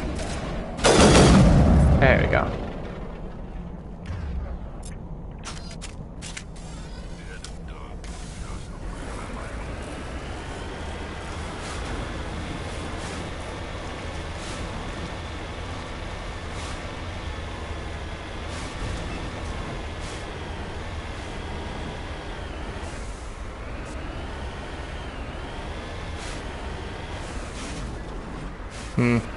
I thought there'd be a crate over there.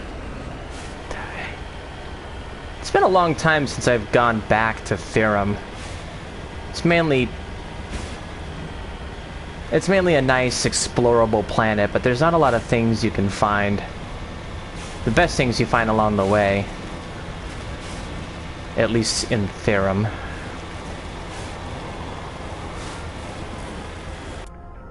Map. We are really close to our destination.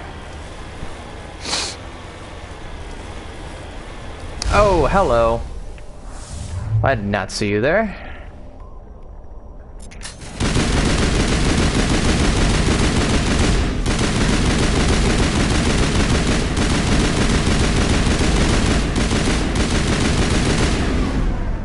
There we go. You know what I do like? I enjoy the fact that the Mako's shields can heal much faster than normal. So much better.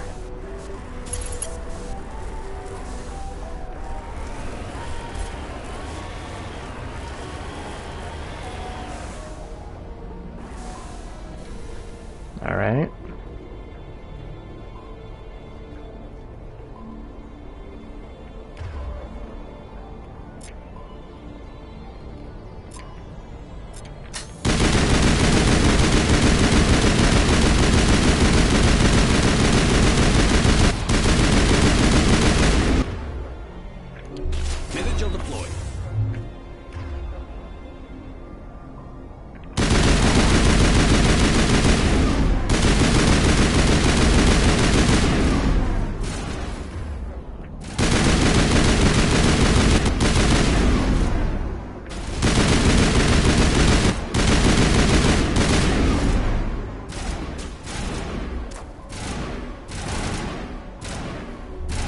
Ooh, that was close.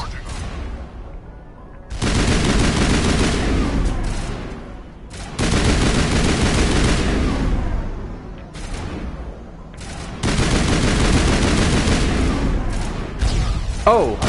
Ow.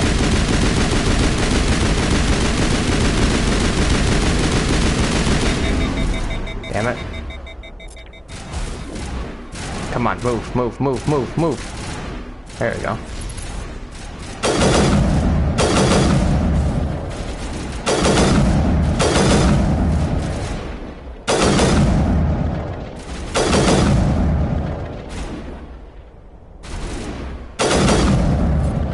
There we go.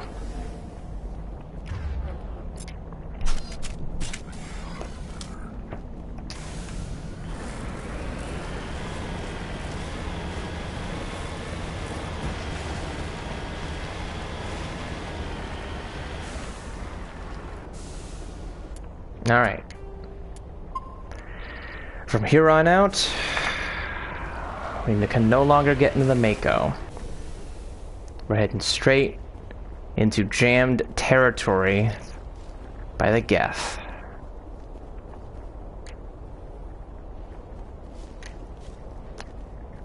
This is where probably these Geth are going to be much harder to kill.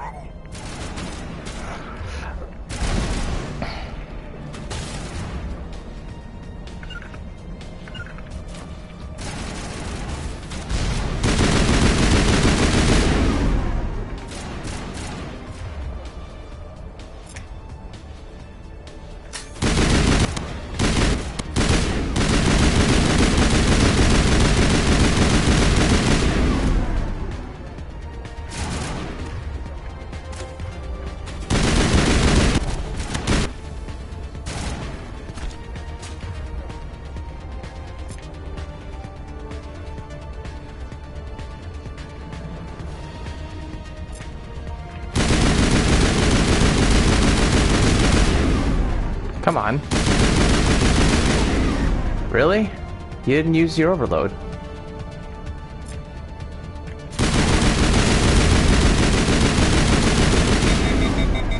Damn it.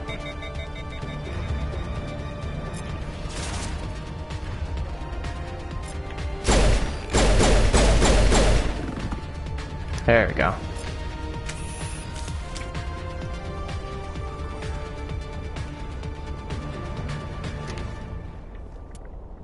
Alright, so if I remember correctly, The mining camp's gonna be much harder to enter into. Like I had said, I like saving every now and then. Oh, hello. Ooh. That sniper's a problem.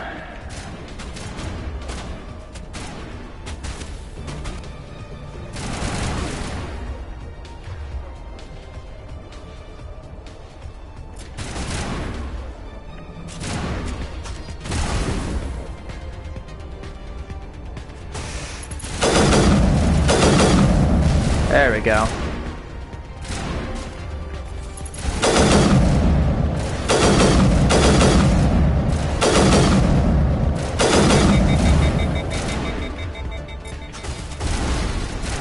Let's do some crowd control.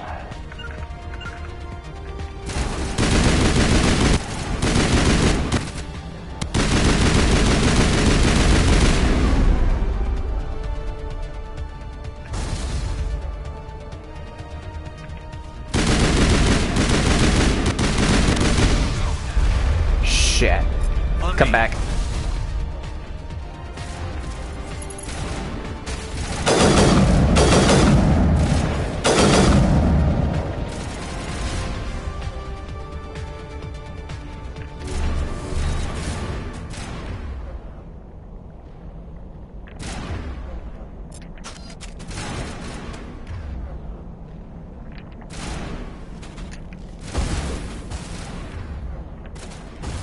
Oh, I see.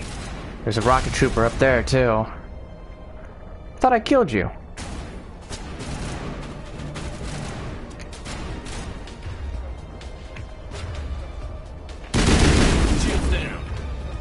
Shit.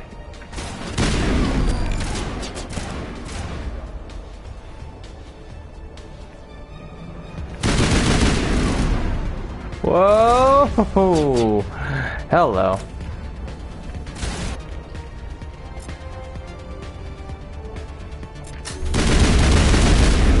Oh.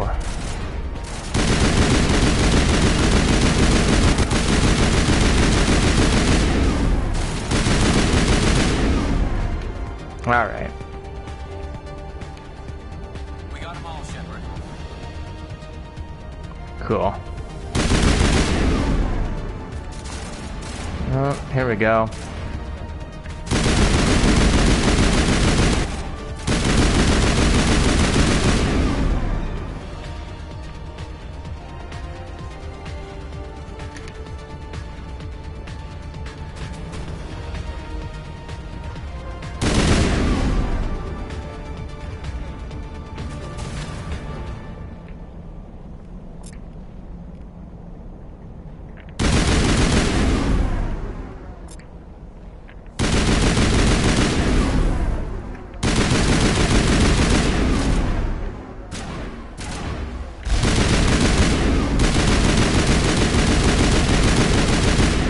God damn it.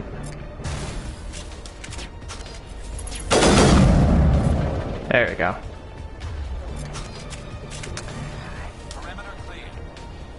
Hey, speaking of which, I haven't really found the right button to switch weapons from one weapon to another. If anyone can actually tell me how to best do that once again, that would be very much appreciated. Alright, now this should be the area where we're going to head into that mini boss fight. So I'm going to save right before I go. Here we go.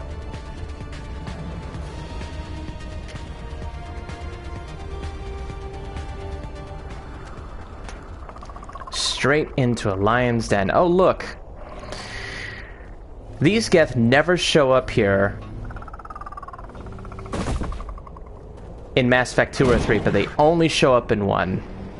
Those have always been creepy to me. I'm so glad I don't see them.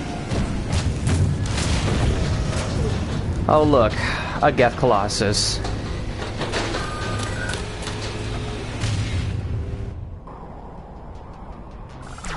This is where things get really hard.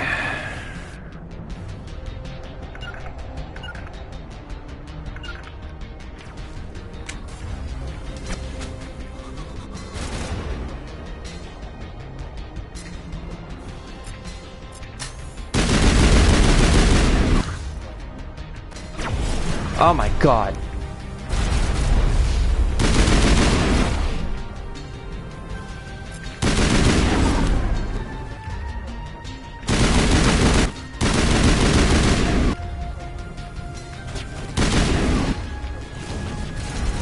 God damn it.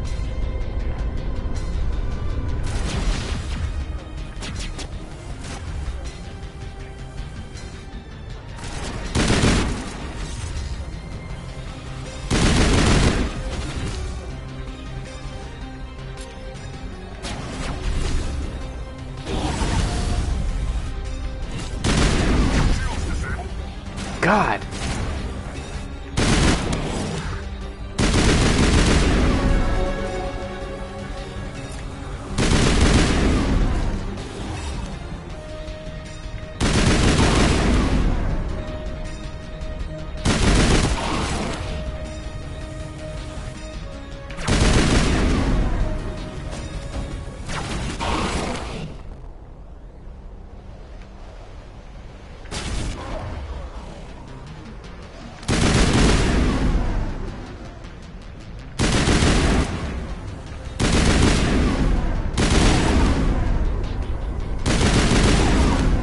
Gosh darn it.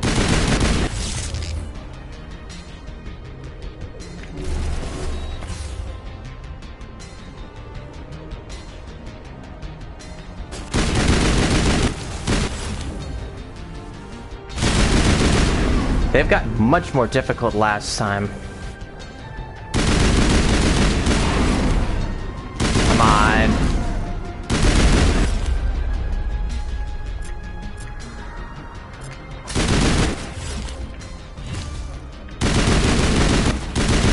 There we go.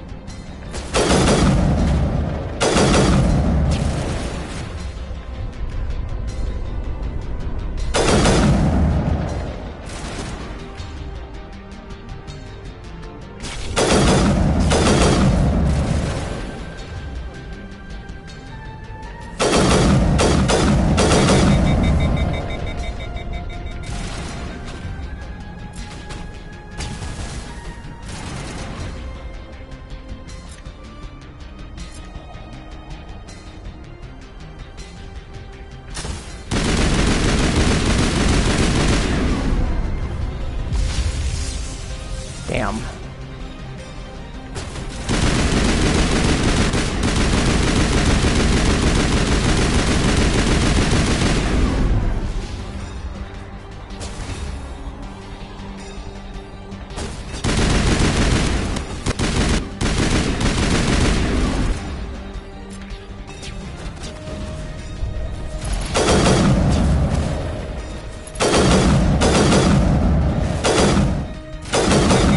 There we go.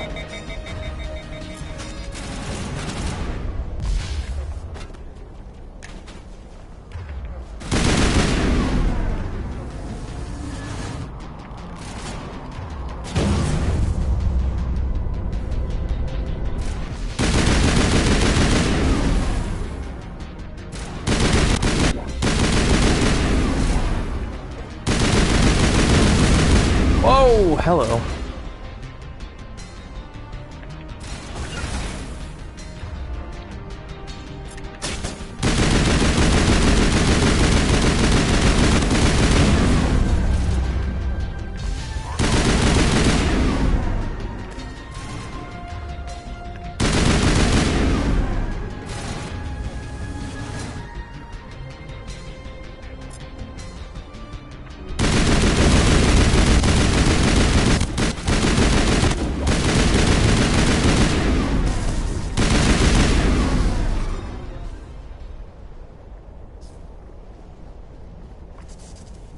we're not entirely done.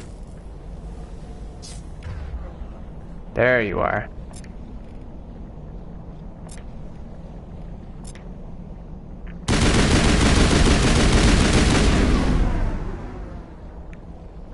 There we go. All right. Much better. Nothing but rocks, dirt, and lava. Reminds me of home. I'm sure it does, Rex. I'm sure it does.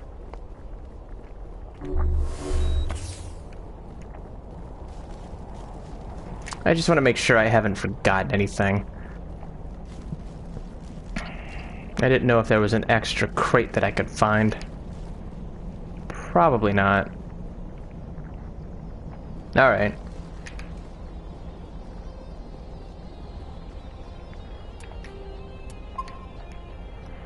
Now we go into the mines.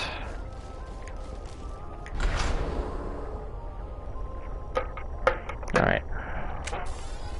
Oh! Huh. Usually there's an animation. Weird. I thought there'd be an animation for this specific sequence, but I guess not. Maybe my memory is a little fuzzy from this part. Oh, hello.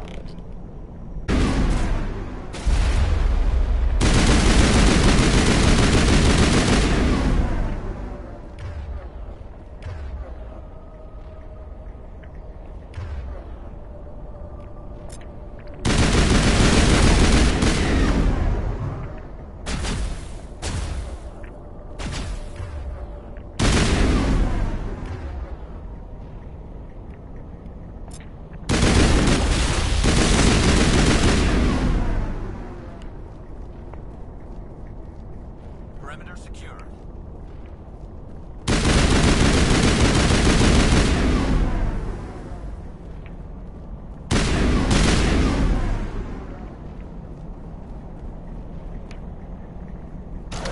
Visited a Prothean ruin before.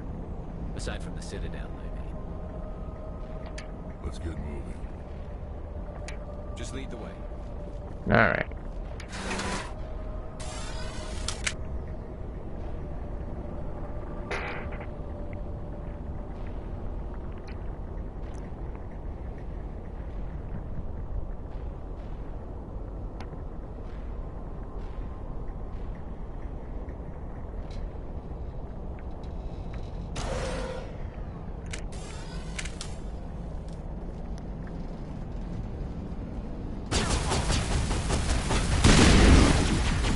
Oh, there's the drones. I was wondering whether those were going to show up or not.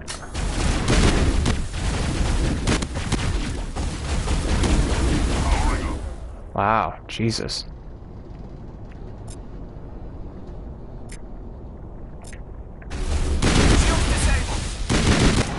Yeah, I noticed that.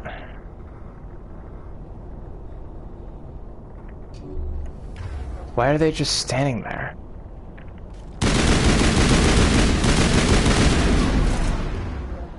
Jesus Christ. Maybe the shotgun will help?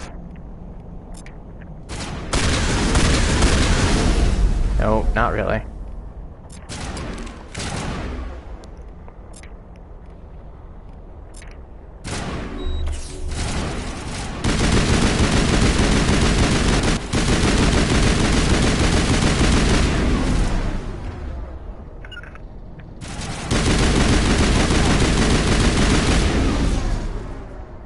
Weird how they were just standing there.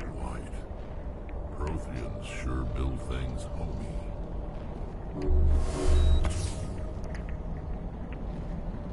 Okay.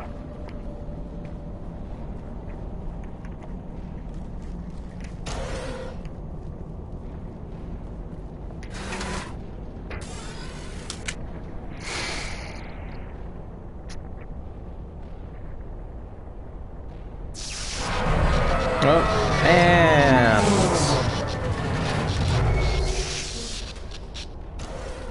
well, that elevator's done.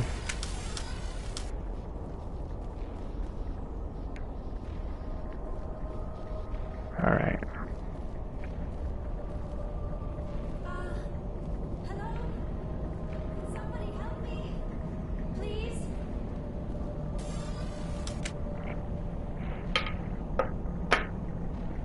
Can you hear me out there? I'm trapped. I need help. Are you okay? What happened to you? Listen, this thing I'm in is a Prothean security device. I cannot move, so I need you to get me out of it, all right? Your mother is working with Sarah. Whose side are you on? What? I am not on anybody's side. I may be Benezia's daughter, but I'm nothing like her. I have not spoken to her in years.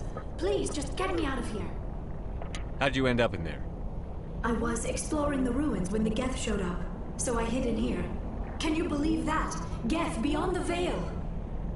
I activated the tower's defenses. I knew the barrier curtains would keep them out. When I turned it on, I must have hit something I wasn't supposed to. I was trapped in here. You must get me out, please!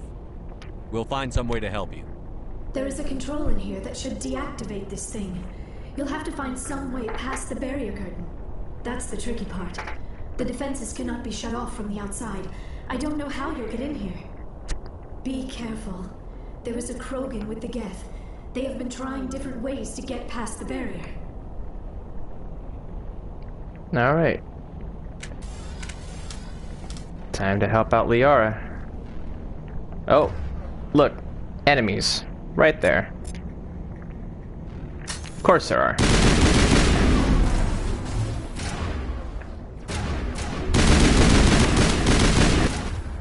And of course it's going to be difficult. It always doesn't... It always isn't easy, is it?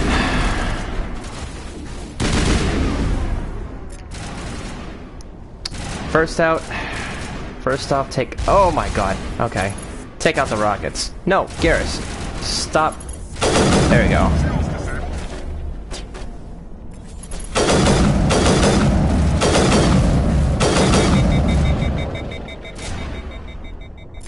Yeah, I notice.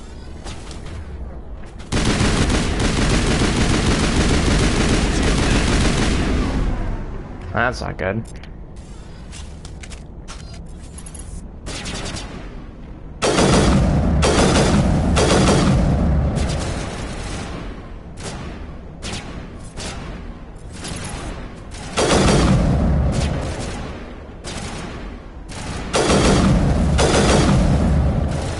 Come on. There we go.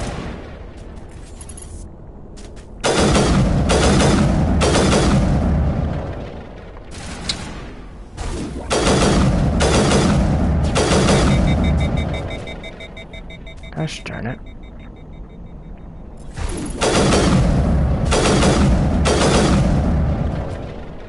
Something else. Yep, I know.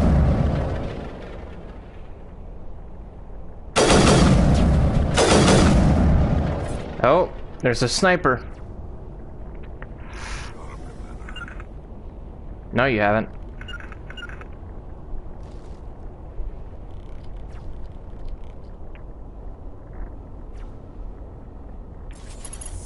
Where did that sniper go?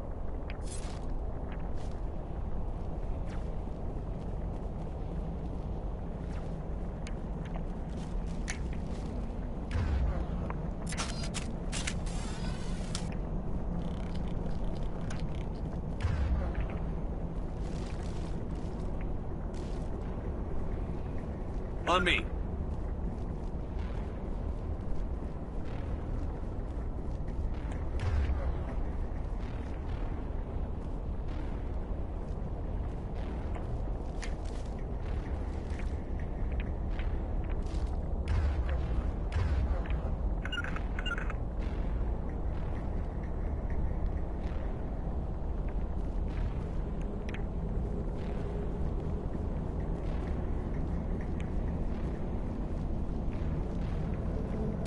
On me. Oh, okay. Found you.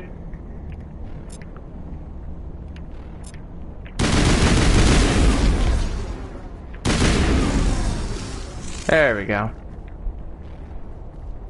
I think we're good, Shepard. Alright. Now, I'm gonna make sure I don't do anything rash.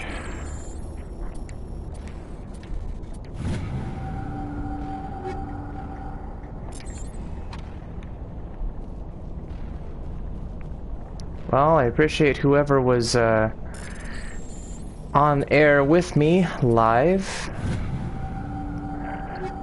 Because I'm only starting out, I'm only just playing for myself, so if anyone happens to actually watch me, thank you so much, I really do appreciate it. But as of this recording, I love doing it just because I love being able to show people how I go about Mass Effect 1, 2, and 3. So, really quickly, I'm just going to make sure I go over as much as I can. Okay, I don't think there's anything else. Oh, okay. Nope. There we go. Cool. Alright, what level are we at now? Because this is about to get much harder very quickly. If you thought the Geth Colossus was a big deal, wait until we head into the next part of this mission. So, to prepare for that,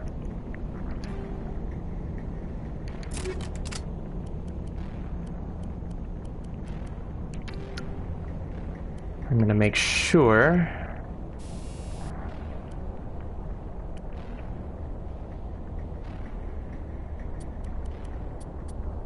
okay.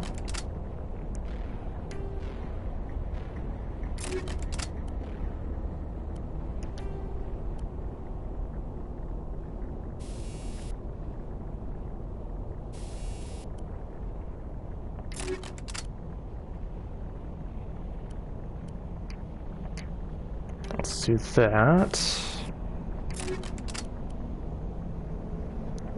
And let's do this.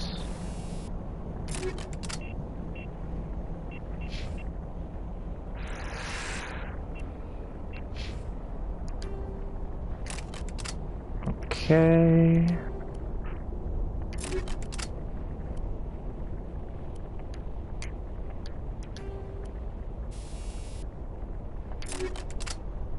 Coolio.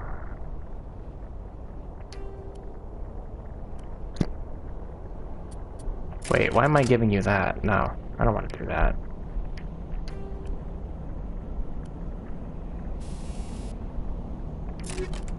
Then let's give you the sniper rifle.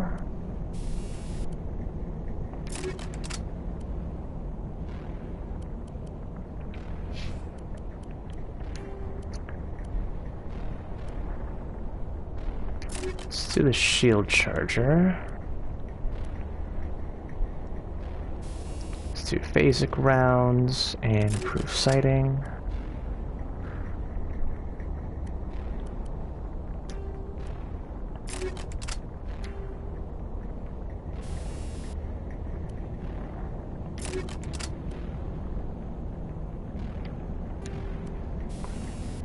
Let's do that. Let's do that.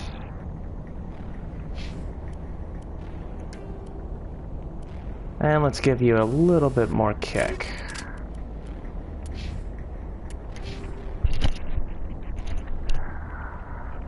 Alright, so now we have gone up to level 17, and I want to make sure that I have as much.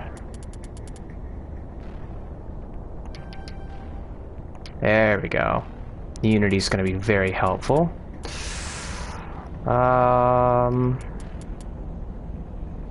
Let's go with fitness.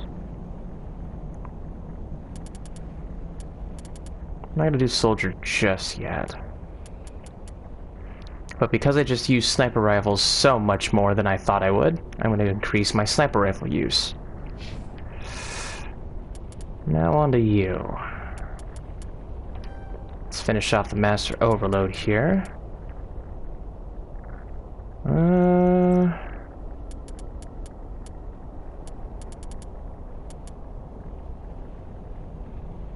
Let's give you more weapon help.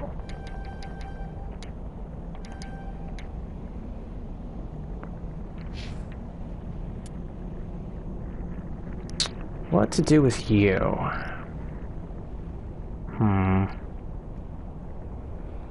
I think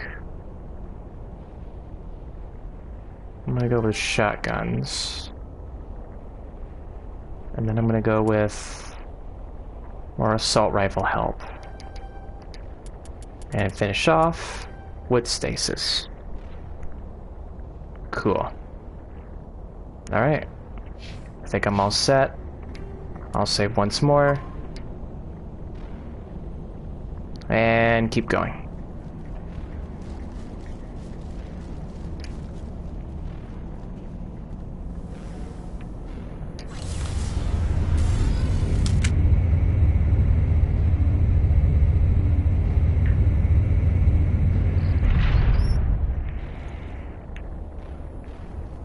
I'm here if you need me. No sense standing around. Right behind you, Shepard. Let's go. Alright. Oh, how did you get in here? I didn't think there was any way past the barrier. Liara definitely looks much more cleaner in terms of her skin and the massive amounts of blue. We have to get you out of here before more Geth arrive. Yes, you're right. I've seen enough of them to last a lifetime. That button should shut down my containment field.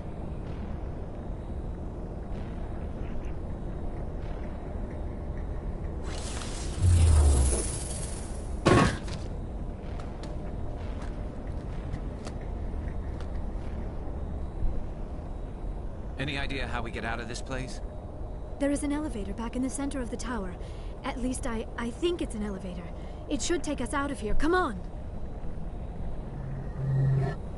I still cannot believe all this. Why would the Geth come after me? Do you think Benezia's involved? Saren's looking for the conduit. You're a Prothean expert. Obviously, he wants you to help him find it. The conduit? But I don't know. What the hell was that? These ruins are not stable. That mining laser must have triggered a seismic event. We have to hurry. The whole place is caving in. Joker, get the Normandy airborne and lock in on my signal. On the double, mister. Aye, aye, Commander. Secure and away. ETA 8 minutes. If I die in here, I'll kill him. Yeah. Great one-liner. Garrus, Rex, and Liara all in the same boat. Man.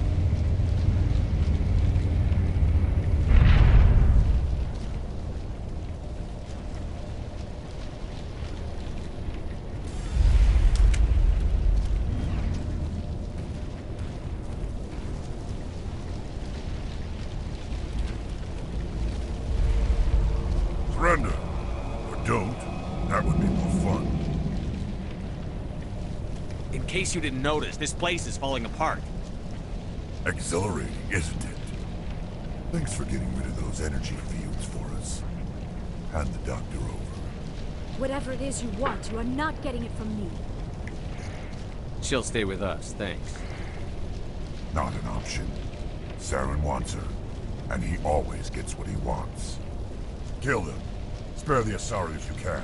If not, doesn't matter.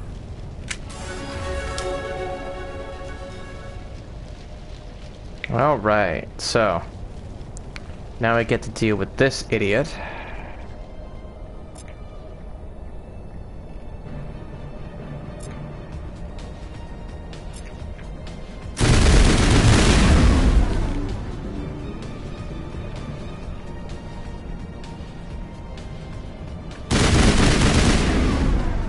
Here it comes.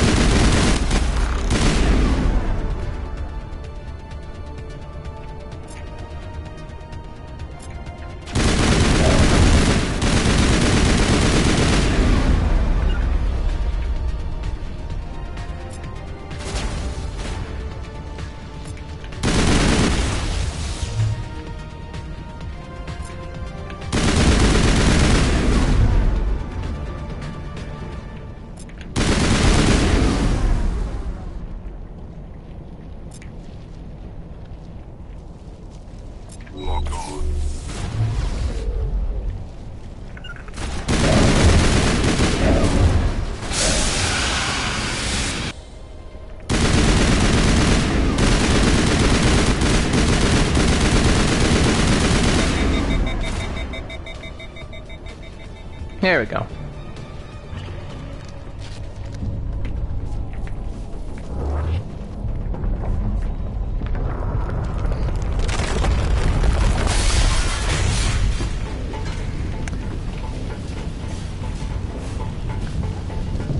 God, this cutscene has improved so much.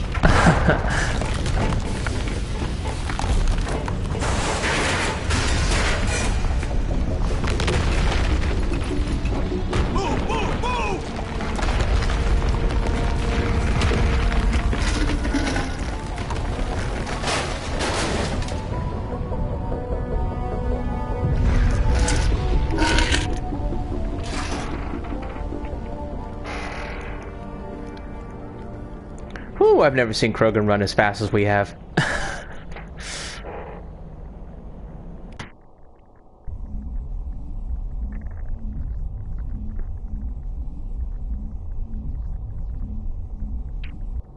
Too close, Commander. 10 more seconds we would have been swimming in molten sulfur. The Normandy isn't equipped to land in exploding volcanoes. They tend to fry our sensors and melt our hull. Just for future reference. We almost died out there, and your pilot is making jokes? Joker pulled our asses out of there. I think he's earned the right to a few bad jokes. I see. It must be a human thing. I don't have a lot of somehow connected to the Prothean extinction. That is my real area of expertise. I have spent the past 50 years trying to figure out what happened to them. How old are you exactly? I hate to admit it, but I am only 106. Damn! I hope I look that good when I'm your age. A century may seem like a long time to a short-lived species like yours, but among the Asari, I am barely considered more than a child. That is why my research has not received the attention it deserves. Because of my youth, other Asari scholars tend to dismiss my theories on what happened to the Protheans. I've got my own theory on why the Protheans disappeared. With all due respect, Commander, I have heard every theory out there. The problem is finding evidence to support them. The Protheans left remarkably little behind. It is almost as if someone did not want the mystery solved. It is like someone came along after the Protheans were gone and cleansed the galaxy of clues. But here is the incredible part. According to my findings, the Protheans were not the first galactic civilization to mysteriously vanish. This cycle began long before them. Where'd you come up with this theory? I thought there wasn't any evidence. I have been working on this for 50 years. I have tracked down every scrap and shred of evidence. Eventually, subtle patterns start to emerge, patterns that hint at the truth. It is difficult to explain to someone else. I cannot point to one specific thing to prove my case. It is more a feeling derived from a half-century of dedicated research. But I know I'm right, and eventually I will be able to prove it. There were other civilizations before the Protheans. This cycle has repeated itself many times over. If the Protheans weren't the first, then who was? I don't know. There is barely any evidence on the Protheans, even less on those who came before them. I cannot prove my theory, but I know I am right. The galaxy is built on a cycle of extinction. Each time a great civilization rises up, it is suddenly and violently cast down. Only ruins survive. The Protheans rose up from a single world until their empire spanned the entire galaxy. Yet even they climbed to the top on the remains of those who came before. Their greatest achievements, the mass relays and the Citadel, are based on the technology of those who came before them. And then, like all the other forgotten civilizations throughout galactic history, the Protheans disappeared. I have dedicated my life to figuring out why. They were wiped out by a race of sentient machines. The Reapers. The Reapers? But I have never heard of. How do you know this? What evidence do you have? There was a damaged Prothean beacon on Eden Prime. It burned a vision into my brain. I'm still trying to sort out what it all means. Visions.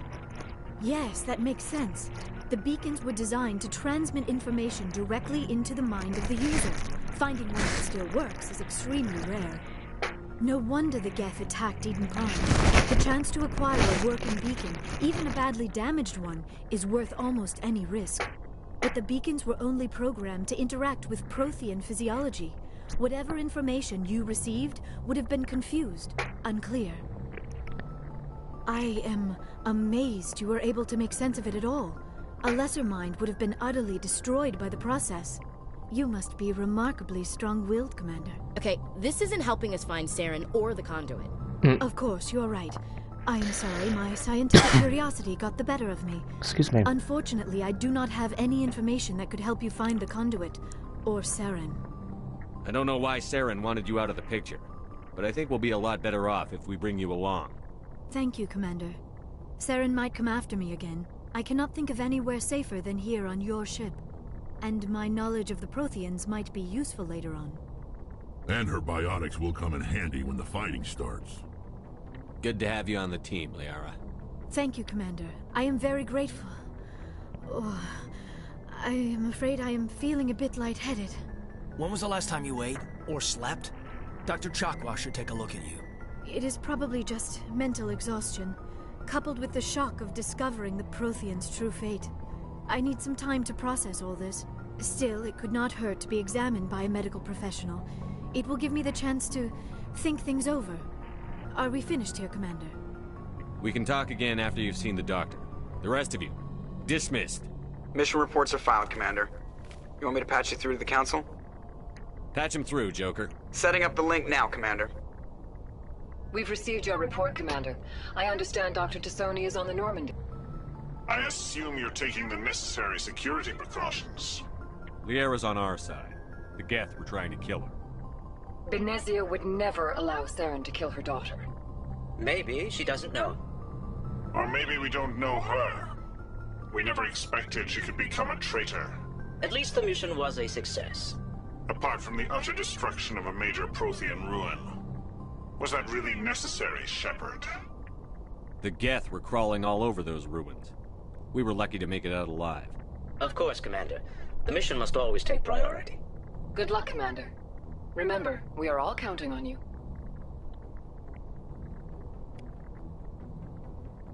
Okay, so I'm going to explore the ship just a little bit longer before calling it quits. So,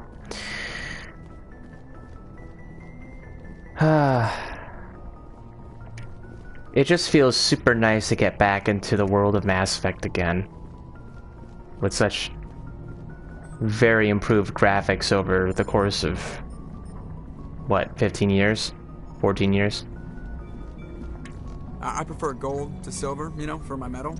I figured you'd recommend me for one since I pulled your boots out of the fire. If we present you with a medal, you'll end up sitting on stage listening to politicians make speeches for a couple of hours. Fun, fun. That's a good point. They fun. Me shave too. I spent the last 7 weeks working on this baby. No medal's worth that.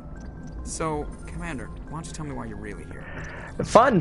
That's not exactly. Okay. That's not exactly what I was planning on hearing. Let's see. How'd you end up joining the Alliance? Look, if you're looking for an inspirational tale of the crippled kid overcoming impossible odds, you're gonna be disappointed. My mother was a civilian contractor working for the Alliance. I basically grew up on the Arcturus station back when they were building up the fleets. Spend all that time around Alliance ships, there's a good chance you'll end up going to the Academy. I think that's it. Alright, see you.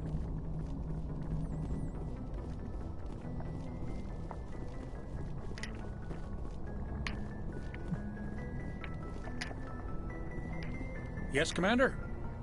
Carry on, Presley. Yes, sir. Alright.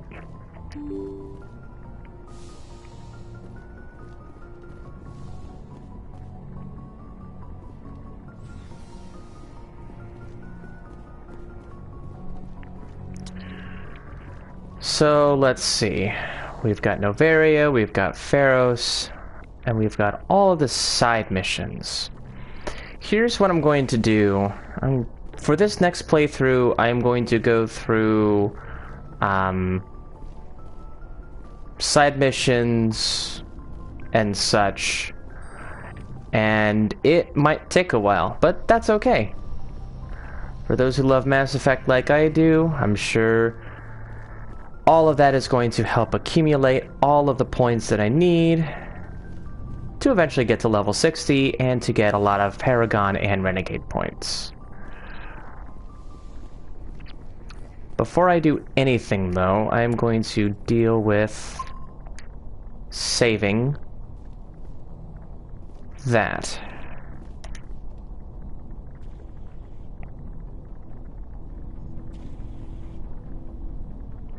Anything you need, Commander? What's your opinion on the last mission? Dr. Tassoni. Seems like a sweet girl. Easy on the eyes. I mean, if you like the bookish sort. Any intentions there, Lieutenant? No, Commander. Just art appreciation. Just trying to get a sense of where the crew's at. Thoughts? Is this an official evaluation, Commander? Or off the record? Alenko, when it's just you and me, you can consider it off the record. That's a generous attitude. Okay. I think there's something wrong with all this. This Saren is looking for records on some kind of galactic extinction, but we can't get backup from the Council? Sorry, Commander. There's writing on the wall here, but someone isn't reading it. The Council doesn't want to believe anything's wrong. I'd call it human nature, but... I hear you. It just seems like a group that's been around as long as the Council should see this coming. Sorry if I got too informal. Protocol wasn't a big focus back in Bot. Tell me about it. Biotic acclimation and temperance didn't last past the airlock. To the kids they hauled in, it was brain camp. Sorry, hauled in is unkind. We were encouraged to commit to an evaluation of our abilities so an understanding of biotics could be compiled. There are worse results of accidental exposure to element 0 in the womb. Beats the brain tumors some kids grew up with. Is there some question about how you were exposed? My mother was downwind of a transport crash. It was before there were human biotics, a little after the discovery of the Martian ruins. It only gets iffy around 63 when Kinetics was running out of first-gen subjects. Until then, they'd relied on accidentals. A bunch of guys in suits show up at your door after school, and next thing you know, you're out on Jump Zero. Jump Zero is Gagarin Station, right? What's it like? Yeah, that's the official name. Biggest and farthest facility we had for decades. Right on the termination shock, the outer edge of the solar system. It's where they did all the Goose Chase FTL research before we caught on to using massive fields. It was a sterile research platform when I was there. There were other kids in the same boat, right? At least you weren't alone out there. That's true. We did have a little circle that'd get together every night before lights out. We didn't have much to do, though. It was a research platform then, and Kinetics kept Jump Zero off the extranet to prevent leaks. Then you must have had plenty of time to get to know each other. Yeah, we'd sit around and bull every night after dinner, play cards or network games. There was this girl named Rana, who had a little circle grow up around her. She was from Turkey. Her family was very rich. But she was smart and charming as hell. Beautiful, but not stuck up about it. I think you'd have liked her. Sounds like she was special to you. She was. Maybe she felt the same. But things never felt together. Training, you know. You know of any intentional exposures for certain? No one knows. Doesn't mean they didn't happen. As big as the exposures were, it was hard to track down accidentals. It was different then. No one knew the potential, so there wasn't a lot of regulation. Anything Kinetics did was gold. I'm not saying they intentionally detonated drives over our outposts, but in retrospect, they were damn quick on the scene. Jump Zero's a long way from home. What was it like? The grand gateway to humanity looks a lot better in the vids. But that's my own baggage, Commander. No bearing on this. Alenko, there's no regulation that says you can't be friends with your commander. I appreciate that, Commander. I just don't want you to think that I'm a whiner. Besides, I've got my past squared away. All right. There we go. All right. Now, I do plan on having Liara as main romance interest. In case anyone was wondering which romance I was going to go for.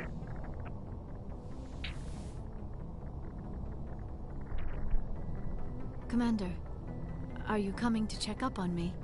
You look much better. How are you feeling? Sorry. Dr. Chakwas assures me I am going to be fine. I was impressed with her knowledge of Asari physiology. You're in good hands. Dr. Chakwas knows what she's doing. I never properly thanked you for saving me from the Geth, Commander. If you hadn't shown up... I'm just glad we got there in time. So am I. I know you took a chance bringing me aboard this ship. I have seen the way your crew looks at me. They do not trust me. But I am not like Benezia. I will do whatever I can to help you stop Saren. I promise. Don't worry, Liara. I trust you. I know you won't let me down. It means a lot to hear you say that, Commander. Thank you. Tell me about yourself, Liara. Me? I am afraid I am not very interesting, Commander. I spend most of my time on remote digs, unearthing mundane items buried in long-forgotten Prothean ruins. Sounds dangerous. And lonely. Sometimes I would run afoul of indigenous life forms or stumble across a small band of mercenaries or privateers, but I was always careful. Until the Geth followed me to Artemis Tau, I never found myself in any situation my biotics could not handle. As for the solitude, well, that is one aspect that most appealed to me. Sometimes I just need to get away from other people. You don't like other people? I suppose it comes from being a matriarch's daughter. People expected me to follow in Benezia's footsteps. They wanted me to become a leader of our people. Matriarchs guide their followers into the future. They seek the truth of what is yet to come. Maybe that's why I became so interested in the secrets of the past. It sounds so foolish when I say it out loud. It sounds like I became an archaeologist simply to spite Benezia. All children rebel against their parents. It's a natural part of growing up. Aha, you share the wisdom of the matriarch, Shepard. That is exactly what Benezia said when I told her of my decision. But there was more to it than that. I felt drawn to the past. The Protheans were these wondrous, mysterious figures. I wanted to know everything about them. That is why I find you so fascinating. You were marked by the beacon on Eden Prime. You were touched by working Prothean technology. Sounds like you want to dissect me in a lab somewhere. What? No, I did not mean to insinuate. I never meant to offend you, Shepard. I only meant that you would be an interesting specimen for an in-depth study. No, that's even worse. Calm down, Liara. I was only joking. Joking? Oh, by the goddess, how could I be so dense? You must think I am a complete and utter fool. Now you know why I prefer to spend my time in the field with data disks and computers. I always seem to say something embarrassing around other people. Please, just pretend this conversation never happened. Do you know why Benezia joined up with Saren? I don't understand it. She was always outspoken about the need for the Asari to become more involved in shaping galactic events. Maybe she thought allying herself with Saren would somehow be for the greater good in the long run. At least I hope so. This hurts you, doesn't it? None of this makes any sense to me. I have not spoken to Benezia in many years, but I know her, and this was not like her. Something changed. I'd like to know more about the Asari.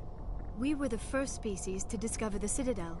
We were instrumental in forming the Council, and we always strive to be the voice of peaceful cooperation in galactic disputes. My people believe we are all part of a single galactic community. Each species contributes something to the greater whole. Although we seek to understand other species, it seems few of them seek to understand us. The galaxy is filled with rumors and misinformation about my people. Like what? Most of the inaccuracies are centered around our mating rituals. My species is monogendered. Male and female have no real meaning for us. We still require a partner to reproduce. This second parent, however, may be of any species and any gender. I don't understand. Your species can mate with anyone? Mating is not quite the proper term, not as you understand it. Physical contact may or may not be involved, but it is not an essential element of the union. The true connection is mental. Our physiology allows us to meld with other beings. We can touch the very depths of their minds. We explore the genetic memory of their species. We share the most basic elements of their individual and racial identities. We then pass these traits on to our daughters. It is how we learn to grow as a species and how we develop a greater understanding of other races. What happens to your partner after the union? Every relationship is different. Some unions are a single encounter with both parents parting ways afterwards. Others can be more long-term. Sometimes an Asari and her partner will stay together for many decades. Do you know who Matriarch Benezia chose as her partner? She rarely spoke of her partner. Though I know my father, if you want to use that term, was another Asari. I thought you always needed another species to serve as one of the parents. Think about it, Shepard. If we were not able to mate with our own species, we would have died out long before we ever mastered spaceflight and left our homeworld. Union with our own kind is no longer common, not for the purposes of reproduction. Most Asari believe it weakens our species. Asari daughters inherit racial traits from the father species. If both parents are Asari, then nothing has been gained, or so conventional wisdom would hold. I am what is sometimes called a pureblood. Though no Asari would ever be cruel enough to say the word to my face, it is a great insult among my people. It is possible Benezia's partner was embarrassed by their union. She may have been too ashamed to publicly acknowledge me as her offspring. Maybe she wanted to meet you, but couldn't. Something could have happened to her. Maybe she passed away. You might be right. I hope you are. But I have no way to know for sure. Benezia never spoke of her partner. Whatever happened, it caused her too much pain to dwell on it. She raised me by herself, though that is not uncommon. Many Asari raise their children alone, particularly if the father species is short-lived. Often the partner will pass on long before the child reaches maturity. You Asari live for 1,000 years. What happens when your partner dies? Few sapient species live as long as my kind. We have learned to take a philosophical approach to our unions. We do not focus on the inevitable loss of our partners. Instead, we enjoy the time we spend with them. And even after they're gone, a part of them lives on in us. The union is a connection that transcends both time and space. I should go. Goodbye, Shepard. All right.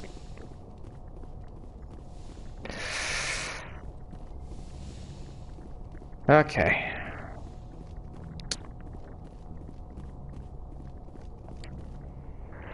So, I may have already asked this question, but what is your guys' favorite class? Mine is Sentinel. What's yours? I'm actually very interested in hearing what other people have to say about it. Also, do you have a favorite character in the original Mass Effect? Not just your squad members and your crew, but literally anybody. I'm dying to hear what everyone has to say, if there happens to be anyone interested in responding to that question. So, we've got Saren on the run. It won't be long now. Saren's good, but I'm better. Good? He's rotten. To the core.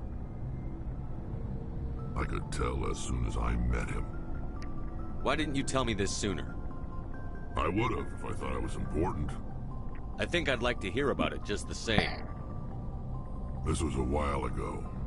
A bunch of mercs were bragging about a job out near the edges of the Terminus systems. They said it paid well and the boss was never around to ride them. They said he was looking for more men, too. So I checked it out. I didn't know Saren was openly recruiting mercs. It wasn't that open, and he only showed his face once.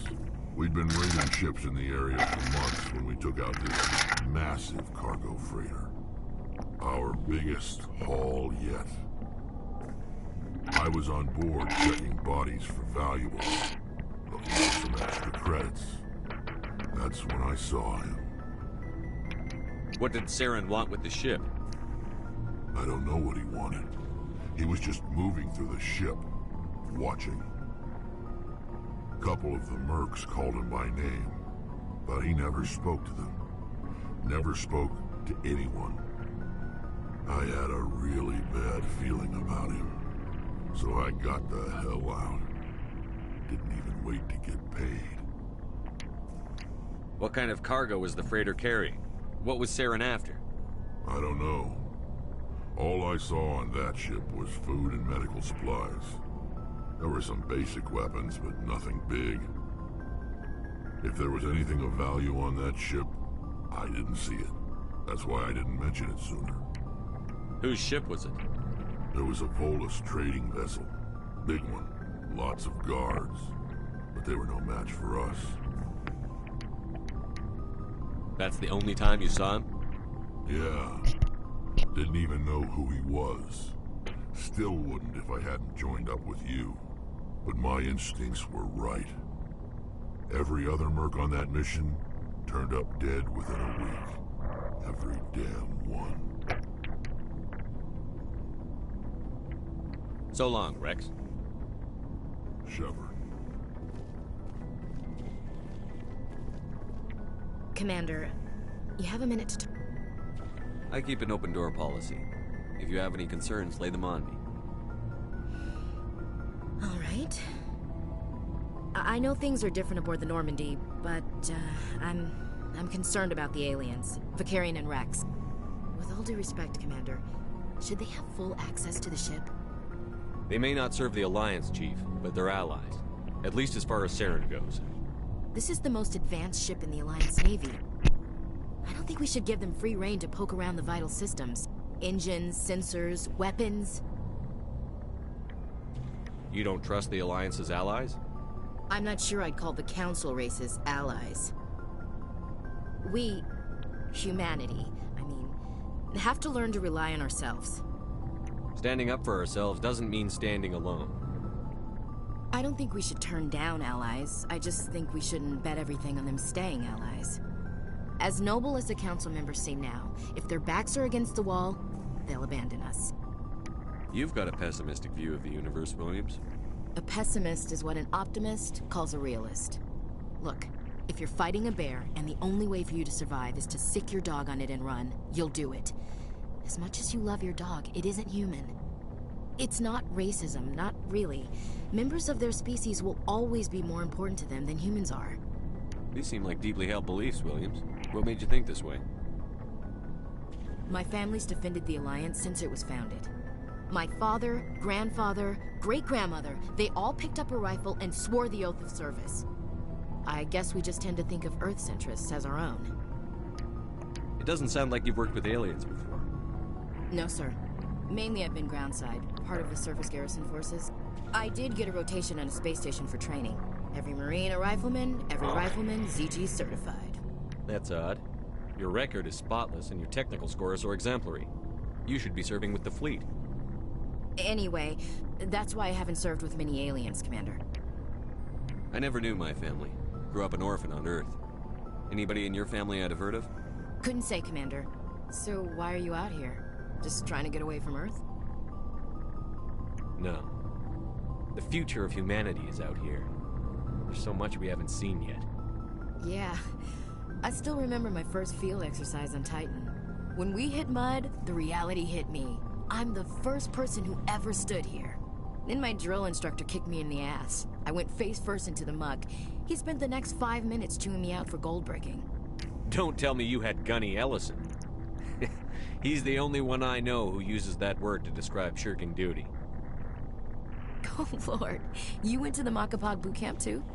Yeah. Gunny Ellison's still reaming out recruits down there. Kicking ass and using words like inveigle and pusillanimous. All right. I can see where your concerns are coming from, Williams. But this is a multilateral mission. You're going to have to work with aliens, like it or not. It won't be a problem, Commander. You say jump, I say how high. You tell me to kiss a Turian, I'll ask which cheek. Would you kiss anyone I ordered you to? That depends, sir.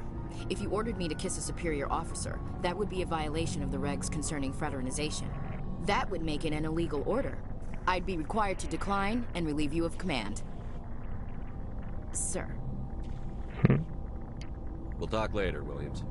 Looking forward to it, sir.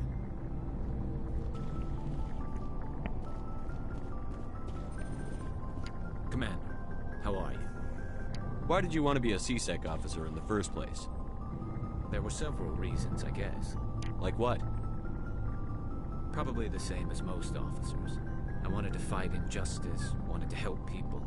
I guess my father had something to do with it, too. He was CSEC, one of the best. I grew up hearing about his accomplishments or seeing his picture on the vids after a big arrest. He's taking my resignation pretty hard. That's tough, but you'd think he'd be impressed you're going after Saren. My father's a CSEC man to the bone. Do things right or don't do them at all, he says. He thinks I'm being too rash, too impatient. He's worried I'll become just like Saren. He actually talked me out of becoming a Spectre when I was younger, for the same reasons. You were asked to be a Spectre?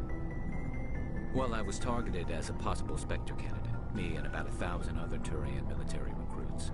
I could have received special training, but my father didn't like it. He despises the Spectres. He hates the idea of someone having unlimited power with no accountability. He wouldn't like you, Commander. No offense. I suppose I can understand his concern. You can.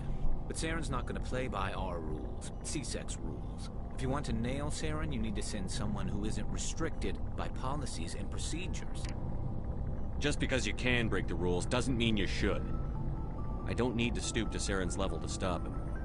And neither do you, Garrus. I see what you mean, but I'll think about it. Thanks, Commander.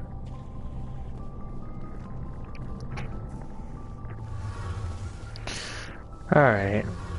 We're almost done here. Something I can do for you, Commander. Carry on, Adams. Aye, aye, Commander. Oh, hello, Shepard. Are you okay? I don't know. Your ship is amazing, and your crew's been really great to me, especially your chief engineer. But I just sort of feel out of place.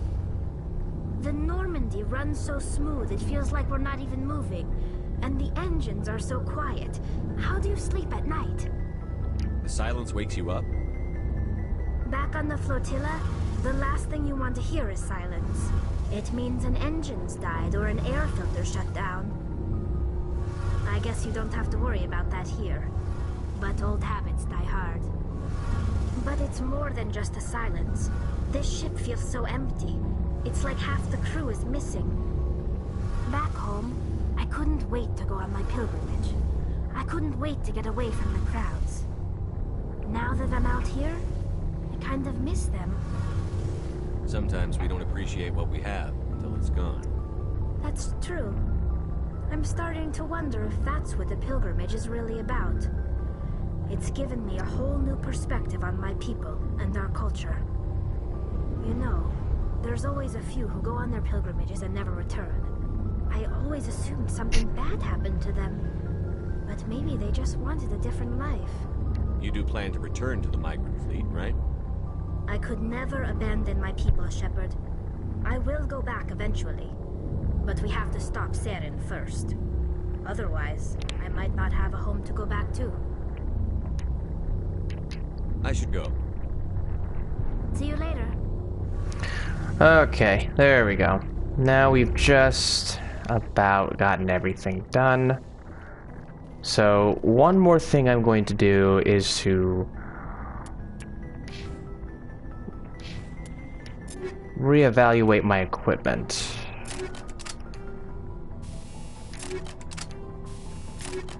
Shouldn't take long, relatively speaking. Now we did just get Liara's locker, so I am going to make sure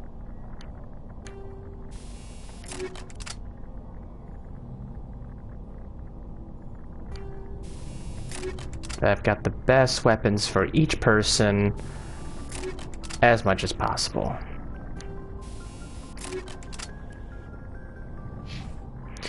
Speaking of which, do you guys have a favorite weapon so far in Mass Effect?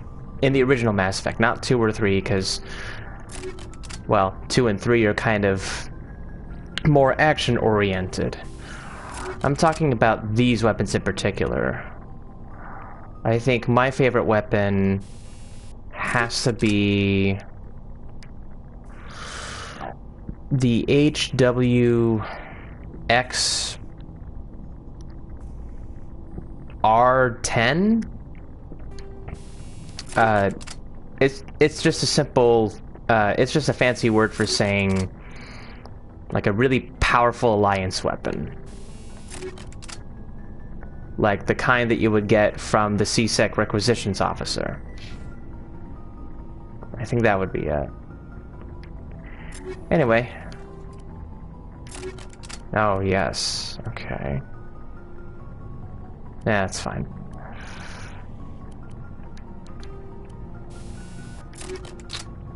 Alright.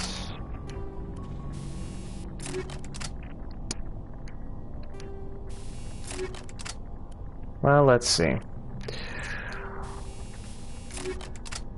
I think, if I am not mistaken, there are going to be plenty of side missions. So, I think what I am going to do, in order to make this as effective as I can make it, I believe what I'm going to do is deal with all of the side missions. I do not know how long it's going to take for me to complete it, but I will complete it.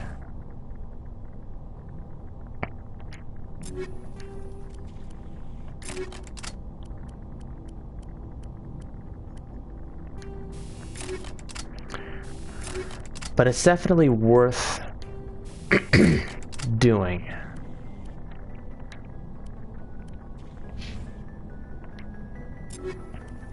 Okay.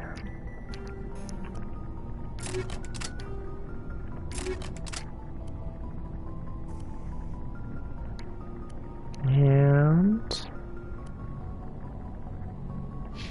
cool. And that's pretty much it.